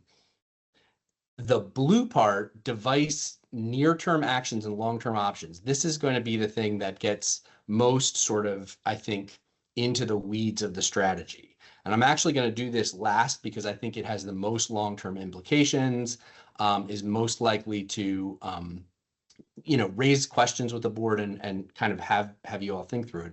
And the third part is support for devices for learning. So, we're here really to have the conversation in many parts about the devices themselves, but we cannot have that conversation absent their use and our support for them, right? Because they're not easily separable. So I'm going to spend less time on the orange part, but it doesn't mean it's not important. In fact, it is as important, maybe as important as anything, is how we provide support for the application of devices in the classroom. So that will be a major part of our presentation. We're going to go through a timeline. We built a timeline around the set of strategies that we have here, that really is mindful of the 27-28 budget cycle. So to kind of close out, I'll run through the timeline that we have. And then at the end, we would love to, hear thoughts and feedback. And I will just say that there's, I think even though we have till 5:30, this is a big and complicated conversation. So we fully expect, that you guys will have thoughts and questions that we'll take away. And that's the entire purpose of putting this strategy out and getting your thoughts and feedback. So let's jump right in. Let me just go very quickly. And I know you guys had this presentation in advance, but just wanted to kind of take off the current state of devices in Wake County.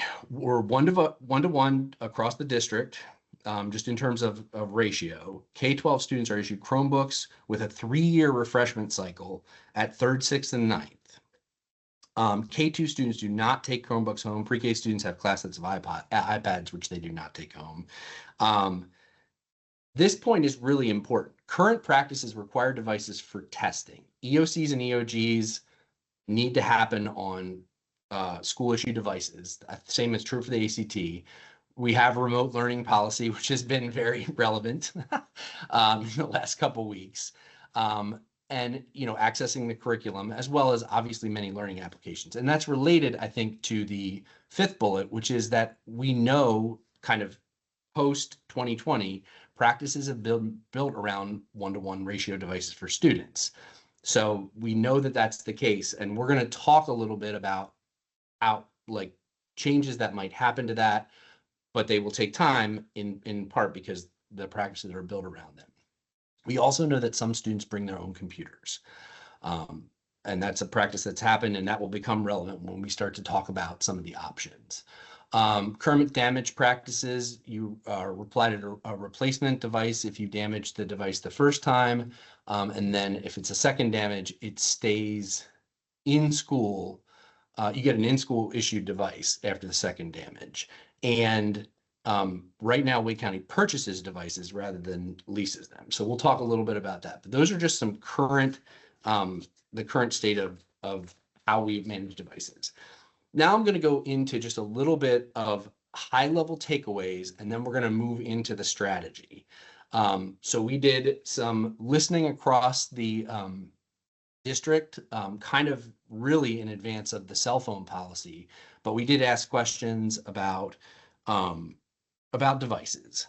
And I'm going to sort of distill them down into some of the very big ideas that we heard that I think are going to drive our practice. And the first is just this complexity around use. We know devices are part of everyday instructional life. Increasingly, as students get into middle school and high school, which of course makes sense because in professional life is, certainly aided and supported by computers. So there's functions, everyday functions of accessing learner management system, checking grades, instructional videos, access to learning tools, organization, right? If you think back to the day of the Trapper Keeper, that's gone. Now you have a Google file, right? Which can also be disorganized, just like a Trapper Keeper. So we have these real clear functions, but then we also have this concern about, are we using it the right way? Is it too much time? And educators are particularly concerned about unproductive use of devices. The second big takeaway we had is that on the whole, the basic functioning of devices is they're basically serving their purposes. So when we ask questions about functioning well, easy to use, meet instructional needs, we get strongly agree responses. Obviously, challenges arrive around managing the devices, but the concern was less about the function of devices and more about how they're used. We have some quotes on the side there I won't read to you, but these are some of the things that we heard.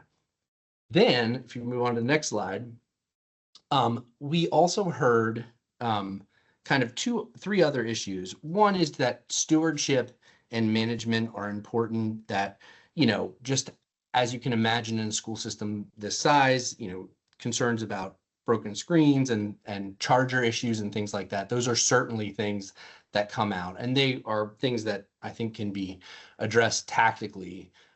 Educators particularly are concerned about distraction from learning. Other like parents are as well, but it's really clearly in educators. And then the last issue is sort of access. And I would say what we saw in our results was parents and teachers generally express more desire to manage student access, while some students express challenges and dissatisfaction with access to sites and tools like that. So that is a sort of understandable divide, but I think important as we move forward. And I pulled this one quote. It just felt really kind of encapsulating of the complexity of this. It's a powerful tool for learning, and it can become a distraction. So what we're gonna move to the next slide now, and I just want to try to encapsulate one of the things that we did, I think really intentionally, is have conversations with you as board members in October, because we wanted to sort of, many of you have conversations about this. As I said, it's a very important kind of topic that has a lot of implications and people have a lot of feelings around them. So we wanted to hear from your perspective as a board member, duly elected and guiding this very large district, some of the things we heard. And I will say that I just want to say that this may not be everything that was said. So I don't want to act like this is encapsulate everything you think, but these are some of the things that we heard in those conversations. We heard concerns about overall use, especially in the early grades, and wanting to ensure devices are not used too much or ineffectively. Ensuring security and safety are a high priority. We heard some long-term questions about what we know is effective in use and ensuring those practices are encouraged and taught. I would say we heard something that is a general question or concern about how much devices are shaping educational experiences of students. exploring grade levels need to take what grade levels need to take devices home. And I think the reality of budget pressures across the system. So those were all things I think that we heard in that conversation and that are informing how we're approaching this work. So now we're going to get into it. So going forward, we have 3 parts of this strategy, and we're very excited to get your feedback and thoughts on it. The first is we've distilled down to 5 principles, and I'm going to go pretty quick over these because I want to make sure that we get to the kind of things that are likely to influence budget and practice moving forward. But we have 5 principles. I'll talk about those in a second. Then we have what we're calling device actions and options. And that we've broken into in this presentation for your consideration, near-term actions. So these are things that that the district is either currently doing or will do in the very near future relevant to devices. The second one, I think, is longer term options for consideration. So these are a select set of 4 things or 3 things that we think are potentially larger term changes, but we've sort of laid those out in kind of an option with some pros and cons and a recommendation for what we have moving forward. And those things will be put on a timeline at the end just to make sure you understand them. And the last part of this, and I'm going to go pink and orange, and then we're going to go to blue, just in terms of describing the actions we're going to take, is supporting devices for learning. So I just want to, again, tell you how powerful it has been to work on this cross-functional team that's inclusive of Dr. Hill and her team thinking about this from an instructional perspective, and the technology team and all of their sort of technical expertise and approach.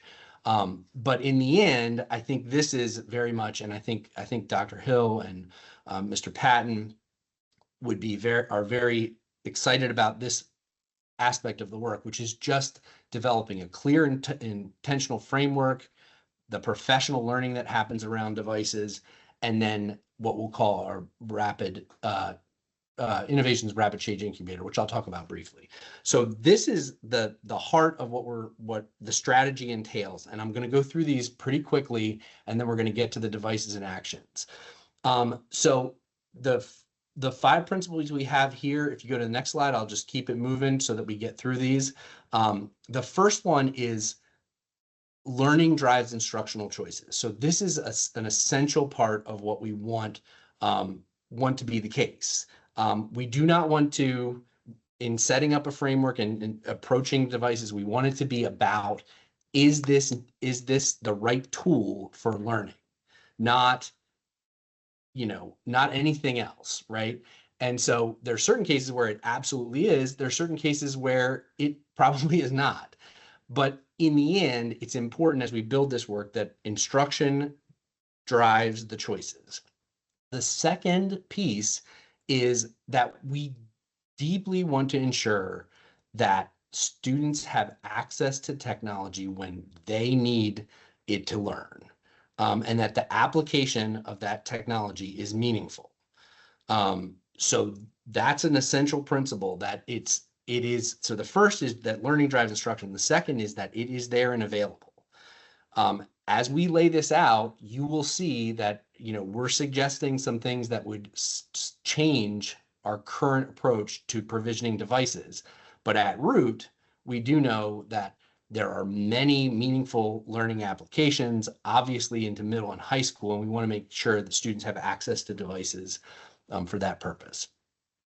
Principle 3 is that we're really deliberate about student and teacher support. So that means for students, that means, and I know Dr. Hill's team is working on this, is thinking about what does a 2nd grader need to be able to do on a device, right? And being really intentional about that.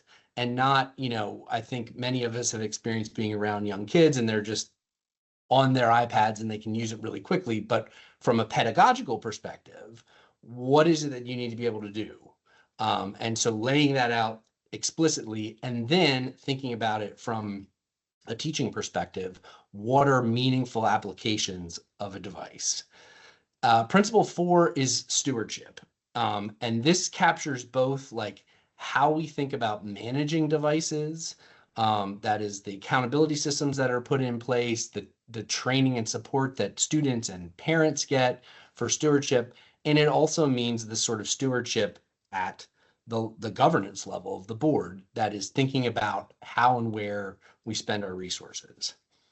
And the last principle is just that technology, and I will say this to you, and I hope this feels genuine, is that it is very hard for us to know what the next 3, 5, 10 years look like. And I think especially, you know, I think we are on the precipice of artificial intelligence changing how our lives are lived in fundamental ways. And one can argue about, you know, what the degree of that is. But we really think that there needs to be kind of rapid change and adaptability and innovation built in. And we think that there's value in building a cross-functional team within Wake County that's ready to do that. So we lay out this plan, but as things change over the course of the years, that we are able to respond really quickly, as quickly as possible. So those are the principles. I'll then move us back to the supporting devices for learning. And this is just simply that we want to say, these are the main things that we're going to do to support devices for learning. And I'll just go through these quickly and then we'll jump into the actions. So the 3 big ideas for this are, we need to have an intentional technology framework. And that has 2 parts. That means kind of scaffolding the use of technology for students over time. So the knowledge and skills that students need to have, you know, whether that be creating, you know, a meaningful presentation, whether it be operating with spreadsheets, whether it be word processing. You know, I think many of us have probably had the experience at some point of rapidly improving in our ability to use Microsoft Word or something like that.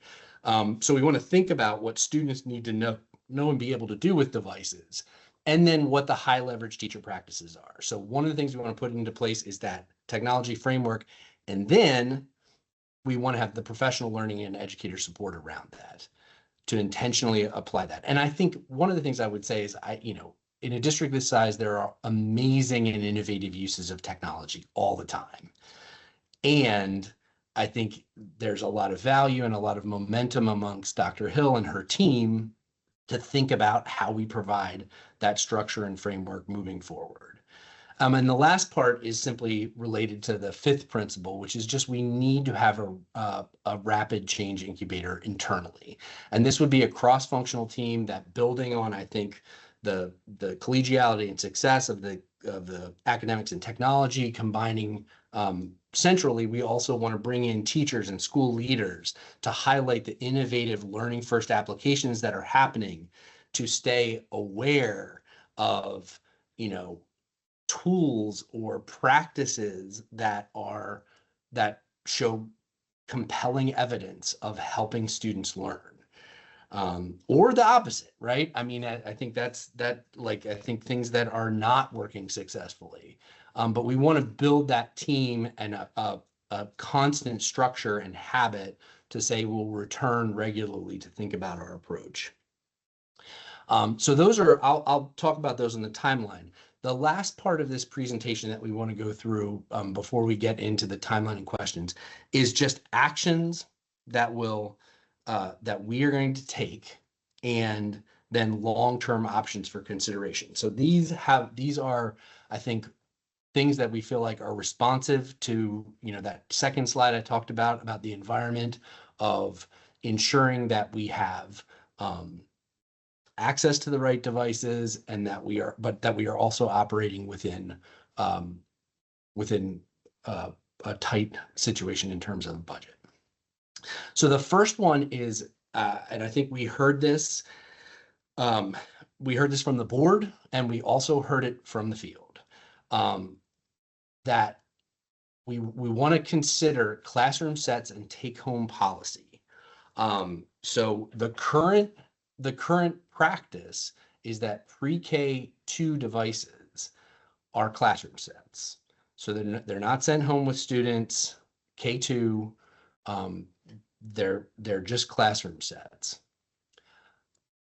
Additionally, and I don't think we have I think this is a hard thing to collect. So I don't think our staff can say, or Wake County staff can say, X number of schools don't take their devices home. But I think there are some schools right now, 3 through 5, who are not sending their devices home currently. Now, current practice is if you're a 3rd grader, you get assigned a device with a number on it, right? So you have an individual device, but probably for various pedagogical reasons and other reasons, in some cases, I think that is not happening. What we would like to do, and what we plan to do, is throughout this semester, like spring semester into next year, is to really work closely with elementary school principals to determine the benefit and implications and make recommendations about how we should, how that practice should or should not change for the 3-5 school year. I think the assumption is that, you know, if there's places where that makes the most sense, I think there's a strong logic that says the devices could be being damaged in transit, so it may be helpful in terms of device damage.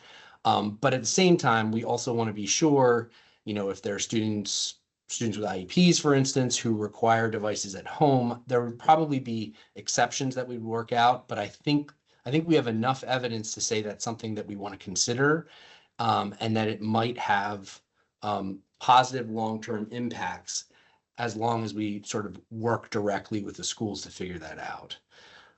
So that's something that we do in the near term. The second thing is we want to pilot and some cost-saving measures. A couple of those things are considering leasing arrangements. Currently, we buy devices, and so Ashley Roman and some folks on Dr. Thompson's team are looking at leasing arrangements as a possibility, considering potentially adjusting replacement cycles, if that makes sense. And I think we are also piloting accidental damage protection in 6th grade for this year, and we'll have some sense of the return on investment after piloting that this year. So that's an important step that we're going to take. And then the third one is to initiate a review of accountability measures for device stewardships. And it's not just accountability, it's also ensuring that everybody has the training and support they need so that when they're issued a device, they know how to take care of it, and really to review those practices more generally. The next two are really important. I think the first one is to conduct a usage study.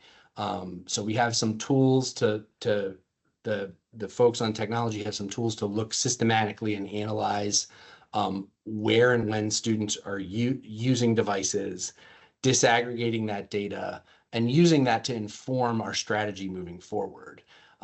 So at this point, I think that is something that's already underway. You'll see it on the timeline, but I think that will help us devise a strategy overall. And the last action that definitely needs to be taken statutorily is responding to the break fix reporting and action. So there was a piece of legislation that requires reporting on break fix data, total cost of ownership data. That is required by August of 2026. So that is on the list of things that we will respond to. So those are the key, I think, near-term actions. Now we're going to talk about some of the, I think, the longer-term options that we feel like have real implications. And I think we discussed these because we wanted to have board members dialogue about this. I will say, you know, we put this plan together as a draft to talk about how we would be approaching some of these really big questions. And really want, your feedback and engagement in this process. But based on, I think, what we believe to be the current situation, these steps feel the most important, and really we would take prior to the 27-28 budget cycle so that we have decisions made, especially in what we anticipate to be challenging financial situations. So we kind of laid these out in options and then kind of a narration of the team's recommendations. And so once we get to kind of some opportunities to talk about this and have questions, I would really invite others from our team to jump in, because a lot of the thinking has been informed by them. But we want to think really carefully about realigning ratio of devices in early elementary school. So, and that is considering reducing where possible while ensuring access for instructional needs. So I think one of the things that we just need to think about is there are core functions that are currently we need devices for, assessments and those sort of things. So in terms of thinking about this, we kind of try to lay out the pros and cons because they are very real. This is not a situation where it's, easy to make this decision. It's 52% pros, 48% cons, something like that. We need to think through the strategy and in spirit of, making choices that align to the needs of families and students. From the pros perspective, I mean, I think there could definitely be cost savings associated with this. I think the other thing that's happening here is there is this sort of big question about, how much screen time should kids have in the early grades? So I think thinking about how and when they spend time on devices, that kind of goes back to the usage study that we want to do that will be helpful in this. But we want to think about those things. And we think that collaboration with schools can help, make sure that the current functions are able to be met. And the truth is, there's a lot of different schools across Wake County. And so we can't say this is the single practice in all of kindergarten necessarily. So we need to be mindful of that. And so when I'm talking about this, we put this on a timeline to be resolved by basically the end of this calendar year. So in advance of your budget cycle for 2027. The cons are, they're just things that are done right now that may create logistical challenges. There will require workarounds for potentially some activities. And then there's just access concerns. We just want to make sure that we're thinking about those things. And I will say that one of the conversations that we've had, and we'd love to hear board members weigh in on this, is there may be sort of needs-based exceptions to different things, right? So there may be circumstances under which and practices that we can put in place that would allow, that would recognize difference in different circumstances in kids and families' lives. So I think our recommendation right now is to develop an action plan to realign pre-K and K devices, reduce where possible, but ensure functions like assessment, instructional resources, and of course, any accommodations, things like that, that those would be prepared for. And then we'd report to the board ahead of the 27-28 budget cycle. We think just in terms of timeline, we'd maintain first and second grade as purely one-to-one, and then kind of reconsider in the 28-29 cycle based on what we learn. Because I think one of the questions that we don't know the answer to is what is truly feasible in reduction without sacrificing the things that students need the devices to learn with.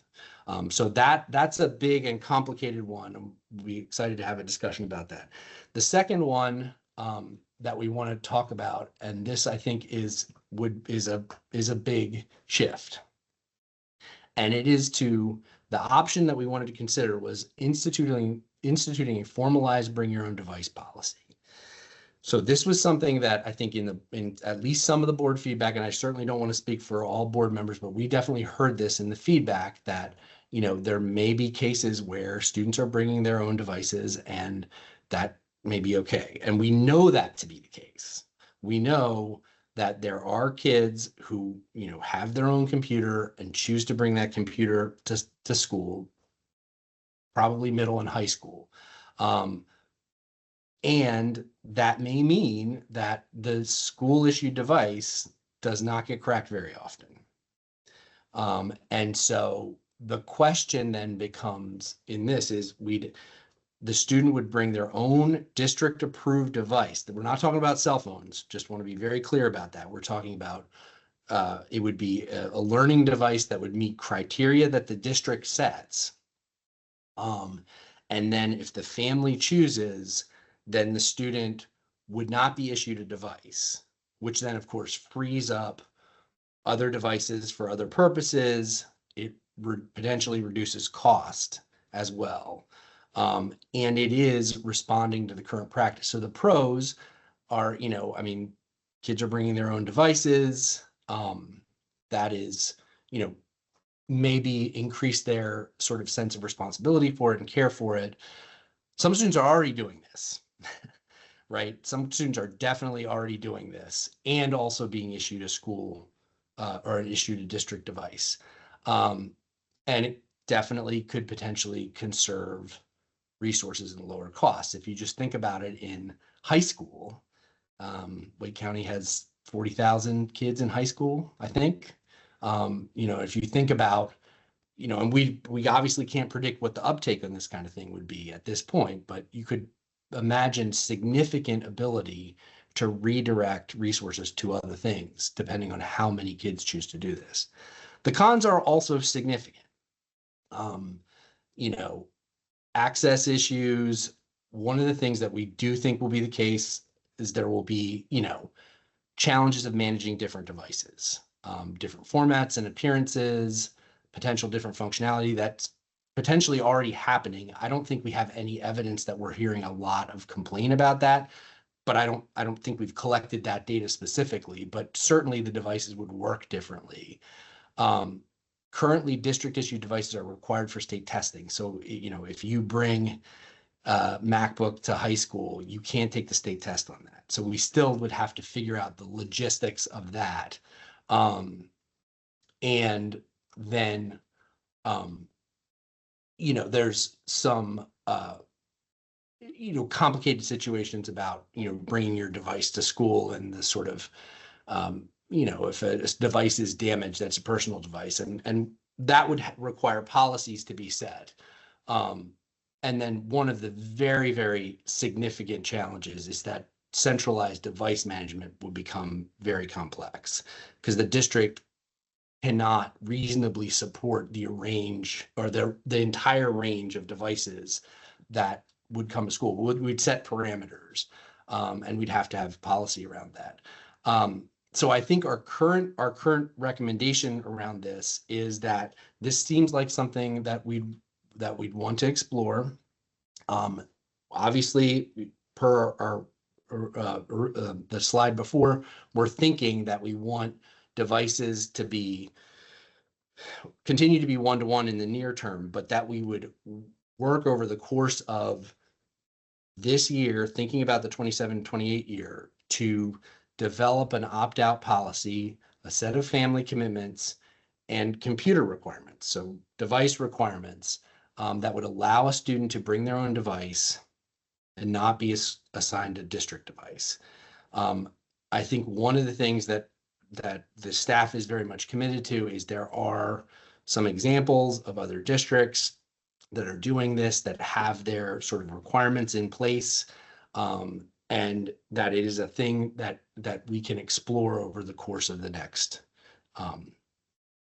year, basically. And I'll get to the timeline in just a second. And I appreciate you all as we talk through this. I think there's a lot here, so we're excited to engage in the conversation. The last big idea here is that one of the things that Wake County has done over the past 4 or 5 years is provision panels in the vast majority of classrooms. So, and I think that's almost uniformly across the district.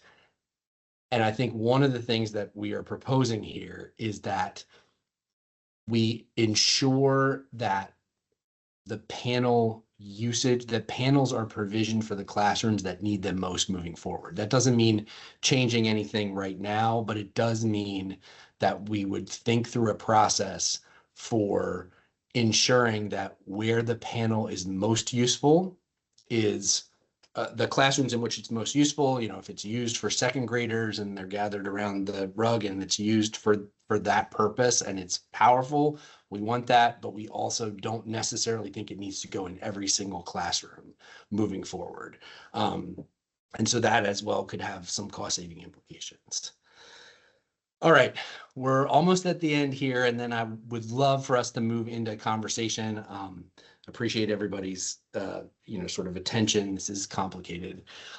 So we basically laid out, I think, timelines over the next kind of year and a half for when we imagine these things happening. So the first row is the sort of near-term actions. So this spring and summer, we'd really work on the 3-5 class set stay in school recommendations. So we'd think through how that would work in collaboration with elementary school principals. Additionally, we're currently already doing this work, but the cost saving pilots and research around things like ADP and leasing, those would happen through the spring. And, we'd share results as we can, but certainly the pilot of ADP we'd know about by next spring, summer.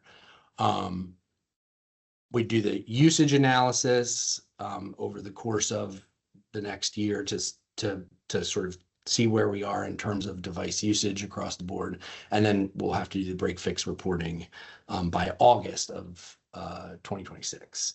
So those are near-term actions that we're proposing. And then the longer-term ones, and again, I think on these longer-term ones, I do want to emphasize that I think part of this process is collaborating deeply with schools.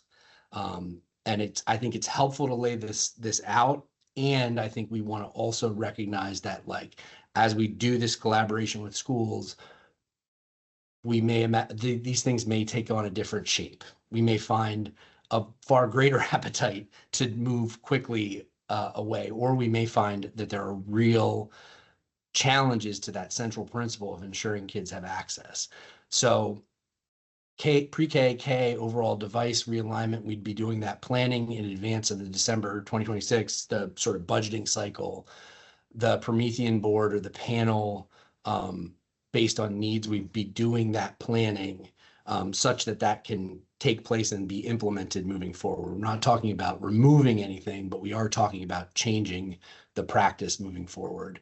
And then we would be researching the high school former BYOD approach.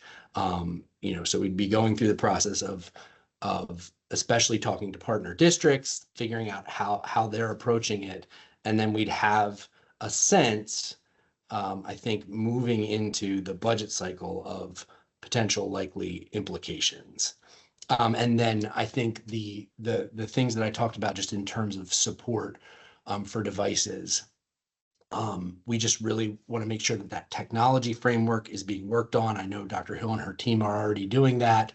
And then the professional learning associated with that is connected. And then I think chartering and convening and instituting innovations and rapid change incubator within central services, including practitioners, to sort of meet on a regular basis to do this work.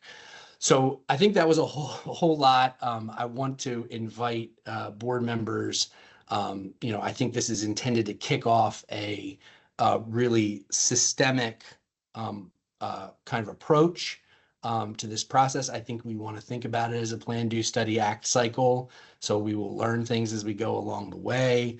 But I think in the end, I think we want to ensure equitable access to the right tools for every student and ensure that they're used to help them learn. And I think I think in the end, I think that means getting them out at the right times and putting them away at the right time, and just sort of thinking through how we approach that. That's sort of a simple way to kind of encapsulate some of the things we're saying. So with that, I'd love to just open it up to questions, to comments from the board members.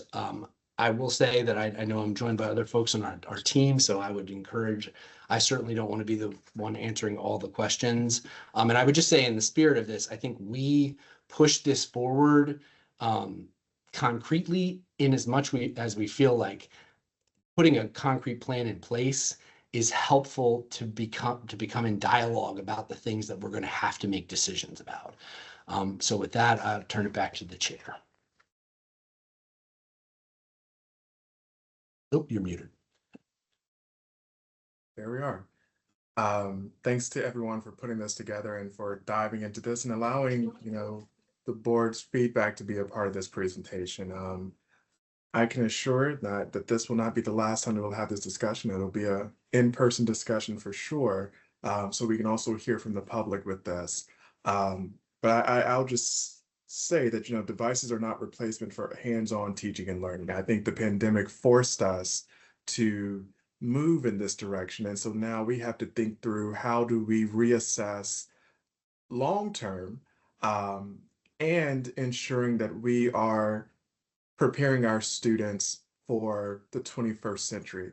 And so I do have a couple of questions and comments, but I'll pause there and I will recognize some board members. So I'll start with Mr. Haggerty, Dr. Ng, and Ms. Gordon. Thank you, Chair Swanson. So everyone knows that I've been speaking about this issue for several months, and I'm not going to rehash any of those discussions. Instead, I have questions in 3 areas I just wanted to put out there for thought and discussion for the next time that we bring this back. It was interesting to see some of the long-term and short-term strategies. The first question I had for everyone was about the use of the Promethean boards. And I was curious, I don't know enough about this. Is there any breakdown or analysis of how these boards are used by grade level? For example, are they more essential at the high school level or the middle school level than at the elementary level? It looked like there was a discussion of an analysis of removing the boards kind of throughout the district. And I'm wondering, with the pros and cons, if there might be, some cons in more advanced classes, the 9th through 12th grade classes, than there might be at an elementary school level. So I'd be interested in any sort of discussion or analysis about if there's a difference in the value of these boards per grade level that we might want to consider. Secondly, with the BYOD policy, this is a policy that the school system has wrestled with, for years. And I do want to acknowledge that there are real pros and real cons with this policy. There will be real trade-offs. One thing, though, that's interesting right now is I still think throughout the public there is a lot, and even within the district and even within individual schools, there's a lack of clarity about what is and is not permitted in terms of BYOD. I shared an email that I got from a class president at one of our high schools with the superintendent and with the board chair, just about questions they have within their own school about different teachers enforcing that policy differently. A formalized BYOD policy that could substantially impact use of devices is one thing, but then simply allowing students to bring their own devices, maybe as part of an accommodation.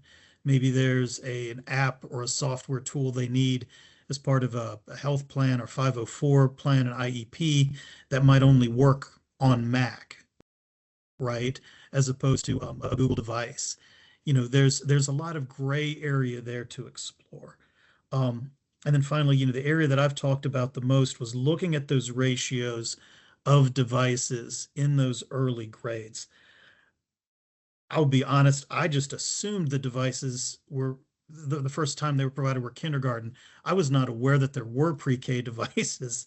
And that actually shocks me as to the cost and utility right there. But I do think there is a lot of advantages to looking at those ratios, reconsidering the use of those devices, definitely pre-K. I would argue kindergarten. I think for first and second grade sets, that is something to look at. If you need them for class sets, I wonder with letters training and other requirements, if some of those teachers may not already be using iPads or tablets. And if so, do we have a duplication? Do we have multiple devices within a classroom? But then I do want to share one last thing with the realignment, which is we've never been able to fully and adequately support technology and devices throughout the district because of our funding and our staffing needs. And I do believe if we were able to remove these devices at the earliest grades, we could reallocate those human resources for some of our digital learning coordinators and others from those elementary grades back to the high schools and middle schools, which do rely more heavily on this technology, where you have more students, more teachers, I think, that are more engaged with that technology and really give them the support they need to make use of those devices the most efficient and effective. So with that, Mr. Chair, I throw those questions out for thought and I'll yield the floor. Thank you. Anything you wanted us about?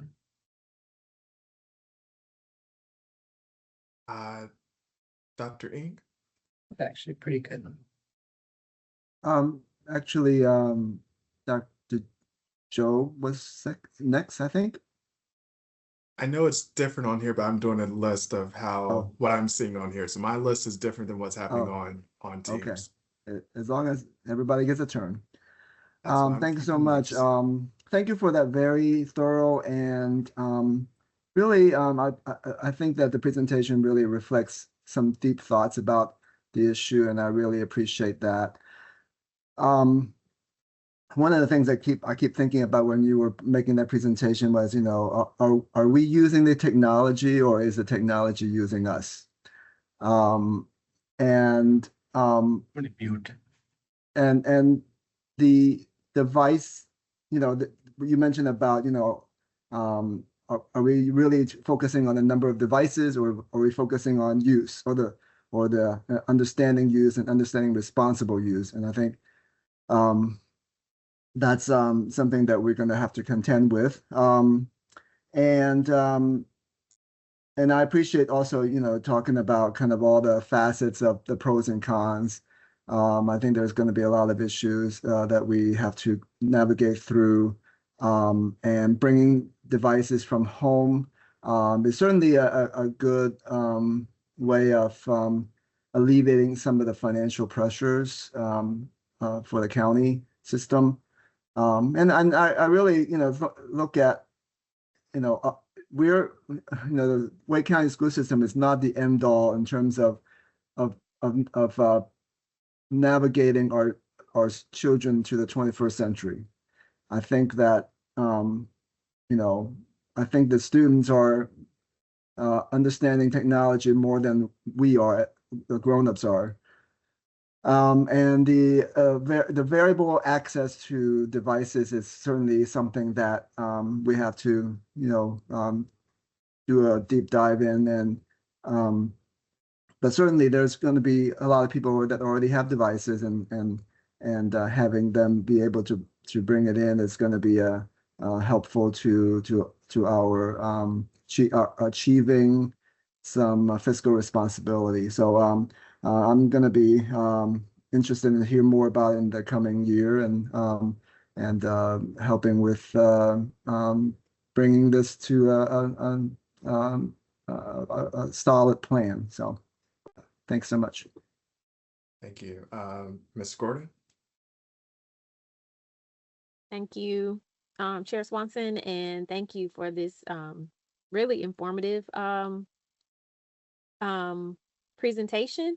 I just wanted to say that I fully support the K2 devices as classroom sets. to Chair Swanson's point, I think we really need to be looking at instructional shifts and not just device cuts, like looking at like more collaborative learning. I know Mr. Haggerty brought up the Promethean boards. From my time in the classroom, I don't even think we had Promethean boards when I was in the classroom, but from what I understand about them, I think support more of like the collaborative learning piece. But looking at like more project-based learning and reducing screen time. So I definitely support that. But my question is in reference to the grades 3 through 5 study. Have we also explored parents' perspectives? Like I hear us talking about looking at what elementary principals are saying and school-based staff, but I think it's also important for us to look at what that looks like at home as well when students are bringing home devices or not bringing home devices, but getting the perspective from parents.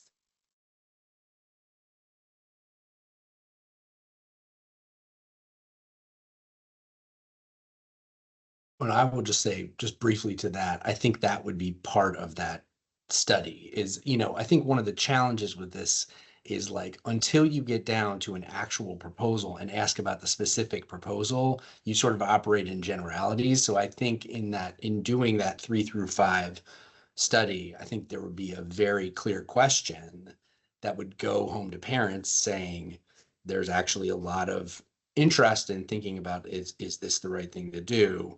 And getting this feedback about the specific question of your 3rd through 5th grader will not bring their devices home. Will that be a problem? And, we may hear first from teachers, but I think there's avenues to do that and ask that specific question. But I think the assumption among staff is that you would ask that question when it's become a very specific proposal. But I appreciate that. Do you have a follow-up, Ms. Gordon?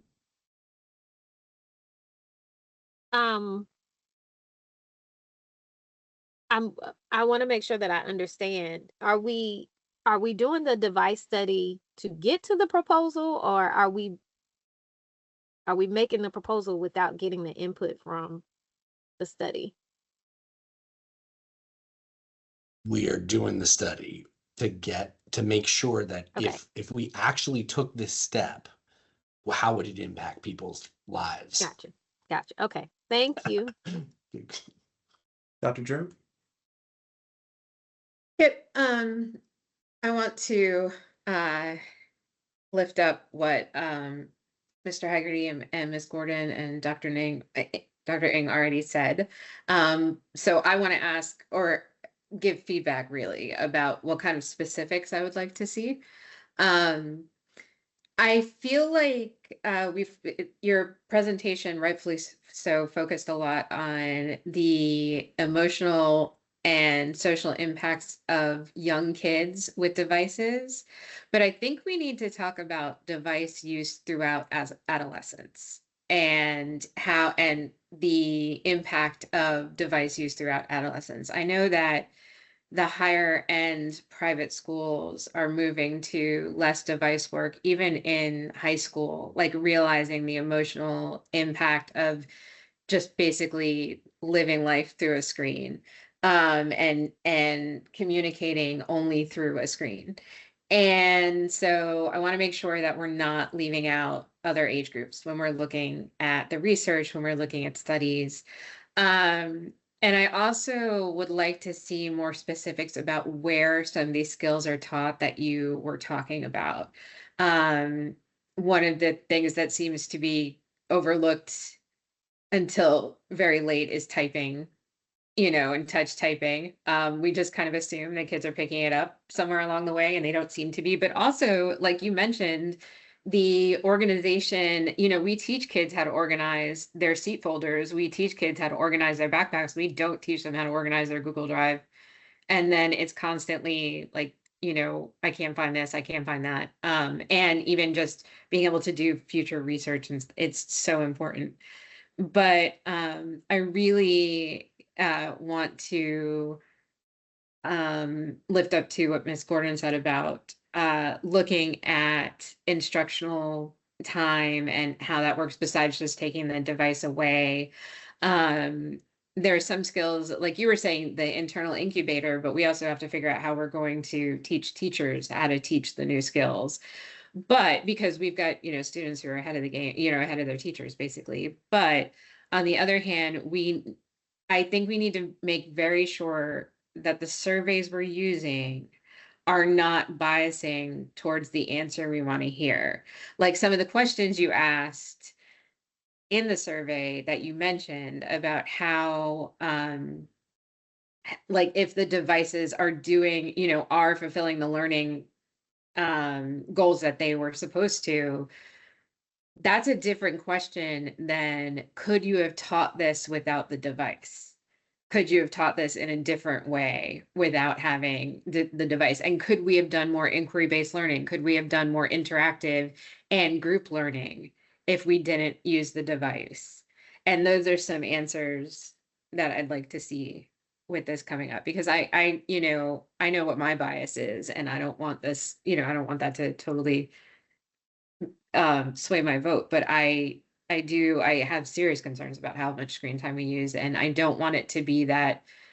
I don't want technology to be the hammer that then we turn every issue, every instructional issue into a nail. So. Thank you, Dr. Joe. That was actually one of my questions, is how was the questions raised? Because to your point, a guided question looks totally different than an open-ended question. And oftentimes, I think we fall in that trap of raising those guided questions to potentially skew the data. Not saying that was in this particular case. I just want to be clear. I'm not making that accusatory statement. Ms. Edmonds? Thank you. So why is at least the pre-K through second grade change not on the table or being considered for 26-27 for this upcoming budget cycle? I mean, we just had a conversation about possibly demagnetizing a school or more. And at our last meeting, we committed to trying to find $25,000 so that we don't continue to give kids, the shame lunch when they can't, when their meal account goes down or isn't paid. And to Chair Haggerty, to Board Member Haggerty's point in an earlier discussion, the challenges that we face with our budget are very, very real. So I'm a little astonished that we're not considering any changes for a full 18 months.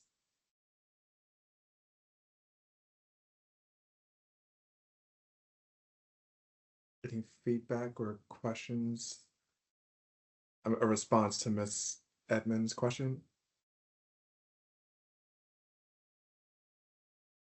And Sasha, you can certainly chime in on this, but I know that part of this is driven by the refresh cycle. And so I know that if that was already part of the platform or that refresh cycle, that is where they would have been included in there. I do imagine that the pre-K numbers are not as high as kindergarten in any other grade level. But Shasha, I'll let you kind of share about the refresh cycle and what's in it. And Dr. Taylor, this is Ken Thompson. You are absolutely on point. There was 2 phases because we really place our ordering for devices for the upcoming year during the December-January window. So we was past the point where we could not step back and say, for this year, we not do it without coming to the board to get their feedback. Secondly, instructionally, this was from an academic perspective. We wanted to truly align to the academic programming. And as we partner with our academic team to change the academic modality or paradigm approach, we really wasn't positioned for the 26-27 school year to implement in time to make an effective shift. One more point. So those devices are already been purchased and they're probably 4 or 5 years old. So it's not like we would save money by taking them away at this point. We're not purchasing any more for those. So we have time for that study to happen. to make sure we make the correct decisions. And then going forward, we just wouldn't refresh those and use them other places. Simmons, did you have a follow-up? I don't, thank you. Ms. Caulfield? Thank you. Appreciate the careful reflection that you had on the last meeting. And I noticed that you really hit on a lot of points of what we were concerned about. So I appreciate you bringing that back. I think one of the things that I was hearing, it's important when we were reflecting on the feedback, like you mentioned that the educators, they were saying mostly above the parents, distraction from learning. So I think everything with the devices to me, first and foremost, comes back to, is this helping our students? Because it's a tool to help them, right? So is it actually doing the job? And then the second is how much, how many devices are we supplying in what grade and how much it costs? But for me, it's the priority is about them learning. And I'm just not sure if we're adding it in the right places. I agree with Mr. Haggerty. I did not know that we were doing it in preschool. I did know that we were doing it in kindergarten, that we were providing devices, but we shape the learning, not the other way around. So I feel like if we're putting the computers out there, is it actually doing the job it needs to be? And one of the things I just recently heard was, it's Dr. Jared Cooney Harvus, if I'm even saying that right. And he just did a testimony in front of Senate. And he was talking about how this is affecting our children with these devices. For me, I feel it's really important for us to evaluate K-5. We are going to have specials. I mean, we've always had the specials where they learn technology. They will not be at a disadvantage for that. But I'm just curious why we're spending so much time on a study when we do have so many out there, just K-3. And we know that third grade is so pivotal for our children with learning. For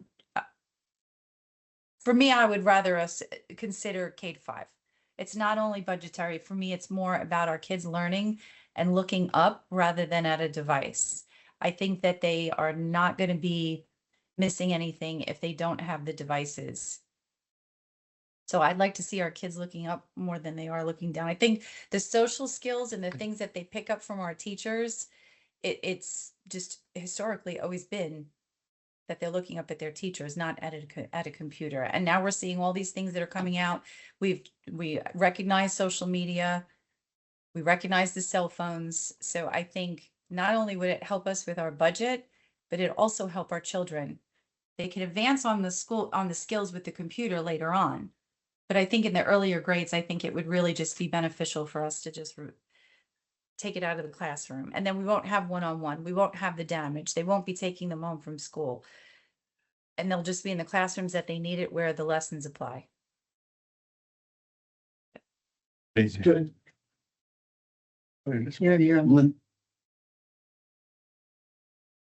Trustee, Board Chair, can I respond, please? Usage data, and thank you for that question. And that's something that the district, the usage data, and I believe after this afternoon's board meeting, we haven't had great visibility into that. But I think after this afternoon, we will have greater insight into the usage data that our students are experiencing. The usage data, how screen time, because the data we have access to was really, it was our perception of how we use it. But I think after this afternoon, moving forward, we will have a tool that will allow us to have greater visibility into the screen time, what our students are using, what applications are they using, how long are they on, to make those determinations. And board member, you're right on point. That would be provide great insight as to next steps. What devices are needed at that level? What, are they providing the needs? Are the tools are there? So that will give us the insight we need to make better decisions in that arena.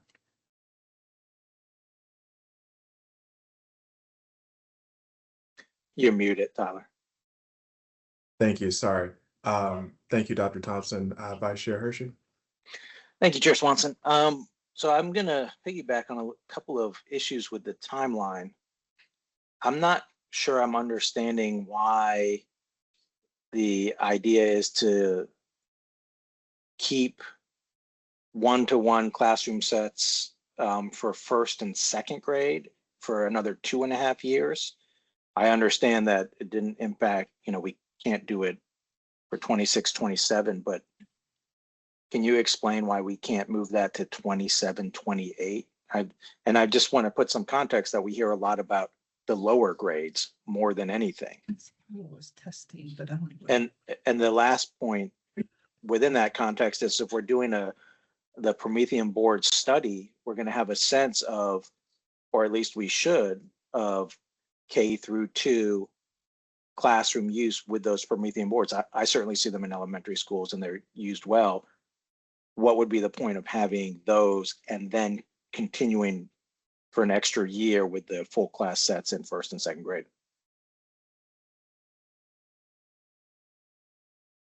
I mean, I think that's a very appreciated feedback. I mean, I think in our conversations about this, it is anticipating that this move will be challenging and require collaboration with the schools.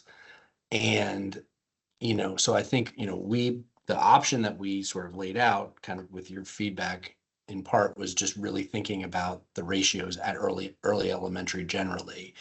And I think, and I would love other people to add to this, but I think the conversation that was had internally was, this is a big change.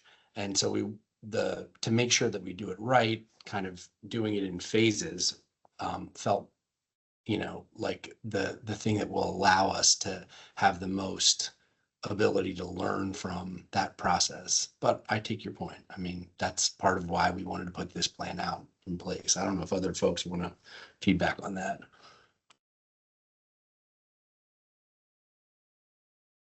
Well, my follow-up would be if we're doing pre-K and K, it makes sense to me. I don't think pre-K should take a lot of studying. If you're doing it as a set, because we're dividing up, we're already dividing up 3 through 5, which I can tell you that we definitely do not bring our computer home every day. I don't, almost never, which is great for 5th graders. But I just think it's a natural, we always talk about K-2. And frankly, I just would like to see it accelerated because I think we can do that. And we can always adjust, we can always adjust backwards. So if we are doing it and we're with an eye on 2027 and we say, you know what, board, we did all this research, we really need an extra year. Then we can adjust back to 2028. But I'd rather be more ambitious up front with the flexibility to move back than take longer when this is an issue on the forefront of everybody's mind. And Board Member Hershey, that was a great, it was part of our conversation. And if I could ask Mr. Patton to respond, because from an academic perspective, we took a deep dive in it. Charles, would you respond to that question for me, please? Yeah, happy to. And Mr. Hershey, if you could just, in my brain, what I'm hearing is the balance of devices at certain grade levels, both in terms of individual devices and panels, right? Like, and the aggressiveness of the timeline. Well, I'm also thinking about, I'm thinking more about the younger grades being a priority than 9 through 12, for instance. Yes, sir. So in general, like all of you are right on. We've had to step back and take a deep look at what are we providing for staff in terms of what the instructional resources look like in the classroom. And in this last year, doing all this cross-collaborative work, it has been really valuable to unearth some of the places where we can do that differently. And so in calling the question on devices at younger grade levels, there is sort of like a sort of spectrum, right? I can't remember who said earlier about the sitting around a carpet and like really using a Promethean panel in such a way that the teacher can model and the student can come up and follow, right? Like that kind of reciprocal teaching is really powerful. At the higher levels, when you get up there, anecdotally, right, there are many teachers who are very comfortable putting slides up on a TV. And so the question about devices is more about like, where does instruction benefit from the actual function of the device? And I think that has come out in these questions, right? Like, where does a collaborative panel make sense? And I think back, I took a note that about Ms. Gordon's question related to collaboration. And it's like, in a K2 setting, when you have smaller classes, collaboration looks a lot different than a Math 1 classroom with 36 children in it.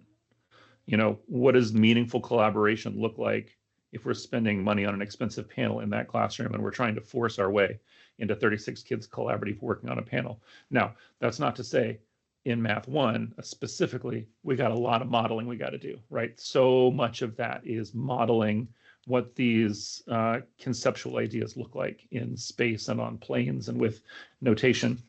But the real key here and what we analyzed was a combination of the function of the devices and how we map the function of the devices over the skills in the standards, right? If you think about the verb of a standard, and that verb is compare, that verb is analyze. Does this device meet the demand of that standard at this grade level? And so that's when we talk about needing a study, the kind of depth to really look at functionality of a device through the pedagogical lens to actually activate the verbs and skills defined in standards is a lot. Dr. Thompson, is that what you were thinking? That's a conversation that we've had a lot recently. Yes, sir. Thank you, Charles. About first and second grade. Great. I had a couple of comments before I open it up for the next round. I see Dr. Jobe's hand. But I am concerned about the BYOD, bring your own device policy. You know, if you have a MacBook, I have a MacBook, I use one. And so if we have a cell phone policy that is restrictive of making sure that there's no distractions in the classroom, who's to say that if we enact a BYOD, bring your own device, it contradicts that policy. So I don't think that is a feasible solution for me. And that's something that I don't think I would be able to support because it could violate the state law that makes those devices or, you know, as a distraction during the classroom learning, excuse me. The other piece that I was concerned, and I agree, I thought the timeline would have been a little bit expedient, given the fact that we have been having these discussions for quite some time, that we could at least begin to see some work this upcoming school year. And so hopefully, you know, there's opportunities for us to pivot accordingly, but I don't think we can just simply do away with devices in the elementary schools, especially given the fact that EOCs and EOGs are now online, and that's what our 3 through 5 was 3 through 12 are taking. So I don't think we can just simply eliminate them from that perspective, but I do think I think that we're heading in the right direction on some of this, but I think there's a lot more engagement that we can do. And I know Mr. Haggerty had raised a couple of points, and I wanted to, you know, kind of build off of his by really engaging how teachers are using Prolithium boards.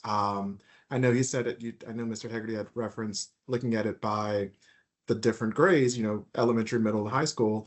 I would love to see how, you know, hearing teacher feedback and seeing how useful they're utilizing those in the classroom. And they may be doing more things that we don't necessarily know because, you know, teachers are heroes and sheroes and pulling off many strings to enhance teaching learning, and they're not probably keeping up to date of how many times they're utilizing technology. But I don't want us to, you know, negate their voices in this work. And I have a couple others, but I'll stop there. And I see Dr. Jobe and Dr. Thompson's hands. And then Dr. Taylor, I don't know if you have any remarks that you would like to provide. Yeah, I do have a number of remarks, but I'll let everybody get through their comments and I'll kind of share those at the end as a sort of a wrap up. Sounds great. I do think that we're going to need to add into the plan parent education. Going back to what Mr. Hershey said,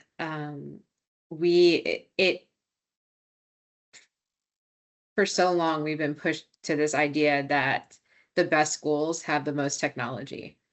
And there's a lot of things, and I'm hearing that in everybody's comments like that, there's a lot of things we have feelings about. We have feelings about how, technology affects students, and we have feelings about how, how much they need computers and things like that. But parents feel very strongly about their kids' access to technology because they don't want them to be disadvantaged in any way, and they worry about the workforce and like you were talking about at the beginning of your presentation, like what the world is going to look like.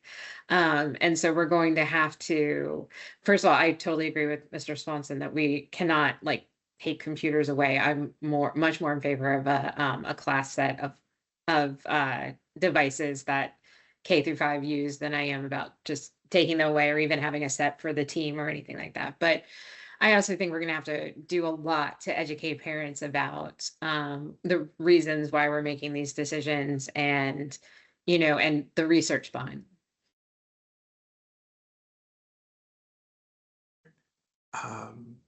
Ms. Caulfield? Sorry, Dr. Thompson, did you have a response? I see your hand is raised. Yes, sir. Chair, I just want to respond just a bit, if I could, to your reference to immediate actions. We pushed, as the committee moved forward, we pushed very hard. We wanted some deliverables because, we wanted results to have that return on investment for the savings for the 26-27 school year. And if you look at the presentation, there are some immediate actions that we will see some savings rolling into the 26-27 school year. First of all, the Promethean boards. We have made the distinct decision that we will not be purchasing Promethean boards in the 26-27 school year. We figure the lifespan on them, our normal rotation on them is 4 to 5 years. We're going to delay that. Those funds will remain in the budget, and we will not be expending funds to either purchase, install those boards in classroom.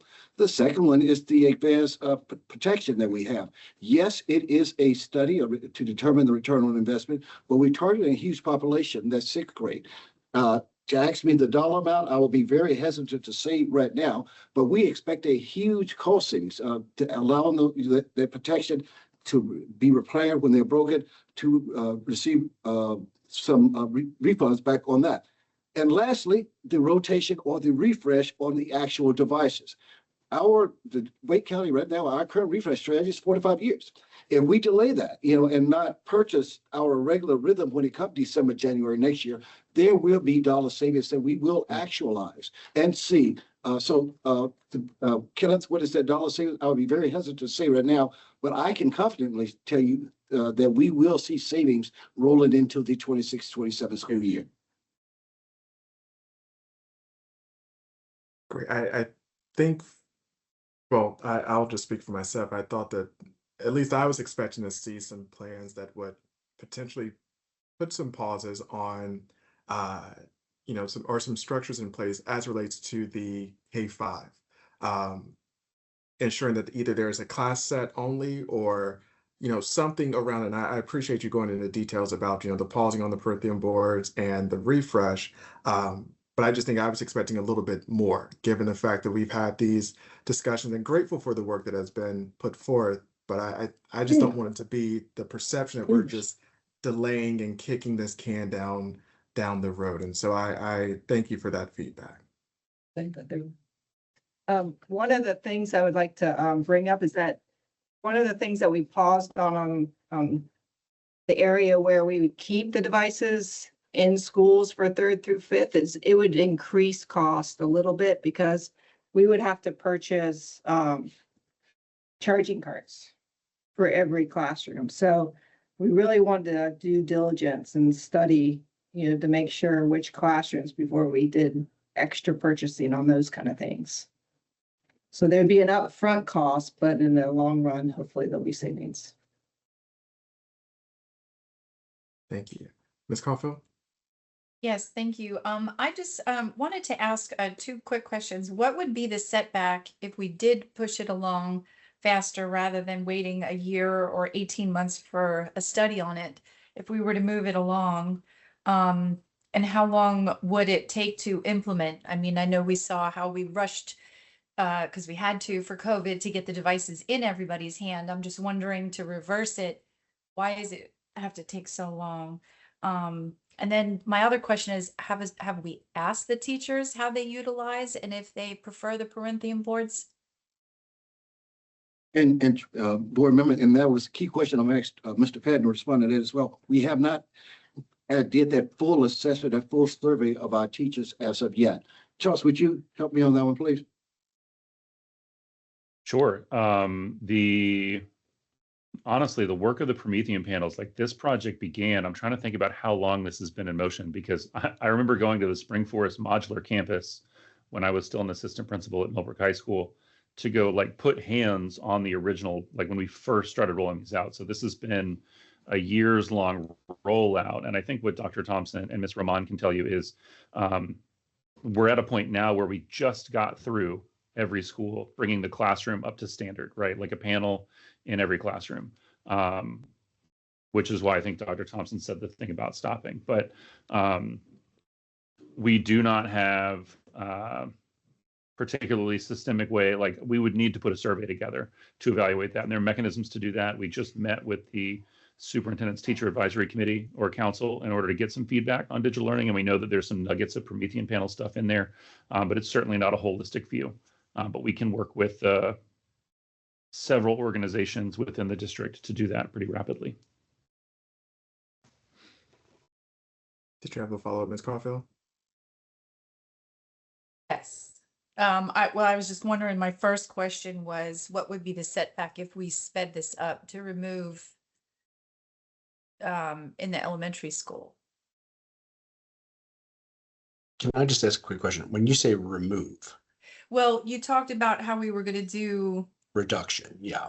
Yeah, and Yeah, we were talking about preschool and through second grade and then third grade and up. So I'm just, because they were mentioning that we have to take the time to do this. So I'm just wondering, and I mean, going off of what Mr. Hershey said as well, like, I'm just Yep. wondering, why does it have to take so long?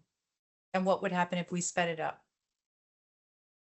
I mean, I think the assumption is there's some risks about, kind of how it would take place. And I think I do want to, make sure that I think in this conversation, and this could be our fault for how we put the presentation together, but like when we talk about K-5, we would talk about some degree of reduction.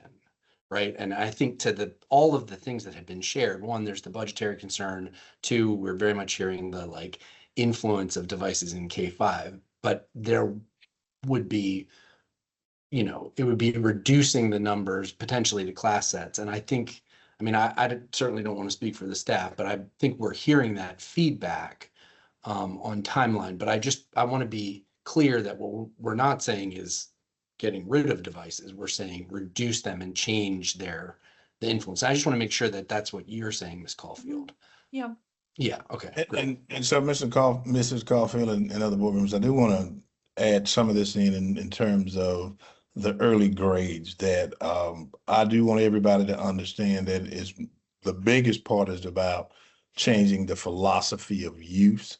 And so when I hear board members say that we don't necessarily want to see technology removed from the early grades, I think that aligns with what I believe the general thinking is with everybody across the state, in that everything that we do now was pandemic driven, and we knew that we had to send devices home, but we also recognized that when we pivot back to what we call classroom sets, that still is ultimately 1-to-1, which means we have a classroom of 18 kindergartners and we have a device for them. And so the idea is that we don't send those devices out of necessity for virtual learning. And so that's part of the philosophy of how we need to look at this differently. In terms of, I think the use of the technology, for me, this has always gone back to the digital teaching and learning standards that exist for both students and teachers. And so that is where I know a huge focus has to be put on how the technology is used in the classroom, and understanding that the use of technology does not replace other modalities of being able to teach. And so again, a PowerPoint that's the same as the notes that teachers might put on the board. That's not a change. I know that we also have to continue to look at how we provide technology across the board. And this is what a lot of this work is about, not only for Wake County, but for districts across the state. And that example would be Promethean boards and where we provide those and the type of professional development that we do for teachers at all grade levels. So thinking about an algebra teacher versus a K2 teacher, there's certainly relevance in all of those grade levels, but part of our work has to be about pivoting from providing technology for everybody for the sake of providing it, and then being more intentional about how we provide the technology and where. And I think the last piece I'll add, because I know we're running out of time, and it is making sure that we look closely at our BYOD policy and our damaged device policy, because all of those have serious implications on what students are charged if they damage a device, who has access to bringing devices to school. So all of those things are going to have impacts. Mr. Chair, I'll just pause there because I know we're out of time, but I just did wanted to add those comments in. So I guess as we conclude, I know Ms. Gordon had a question. Ms. Gordon, do you have a quick question or? I will for time's sake, I'll email my question. Thank you. Gotcha. Thank you. So I guess the question is, our next steps, when can we expect this presentation or updates to return back to the board? Or what is the next steps that you all need from the board? I guess maybe a better question. Okay, so I think our turnaround can be relatively good in terms of wanting to get this feedback from the board. And so I do think a lot of the questions that we had, the board has kind of reaffirmed what those are. So that should absolutely leverage those next steps. I do know that making sure we have good, clear parent feedback is something that we've got to focus on. I can't say that that has been a major part of this effort, but that is something that we want to be able to discuss. And then ultimately focusing on the shift in the early grades, that we are level set on what we've done for the past 5 or 6 years will have to be different moving forward. So, Dr. Hill, Chief Budula, everybody else, I think I've had the affirmation from the board in terms of where you are on these issues. And so I'll ask, are there any affirmations that you all need additional clarity on? But I think I've received it, and I think we can move pretty quickly based on this feedback. Dr. Taylor, thank you for the comment. I think we have a lot of great feedback from the board. Obviously, there is an appetite to really flesh out a short-term plan, which much more detailed.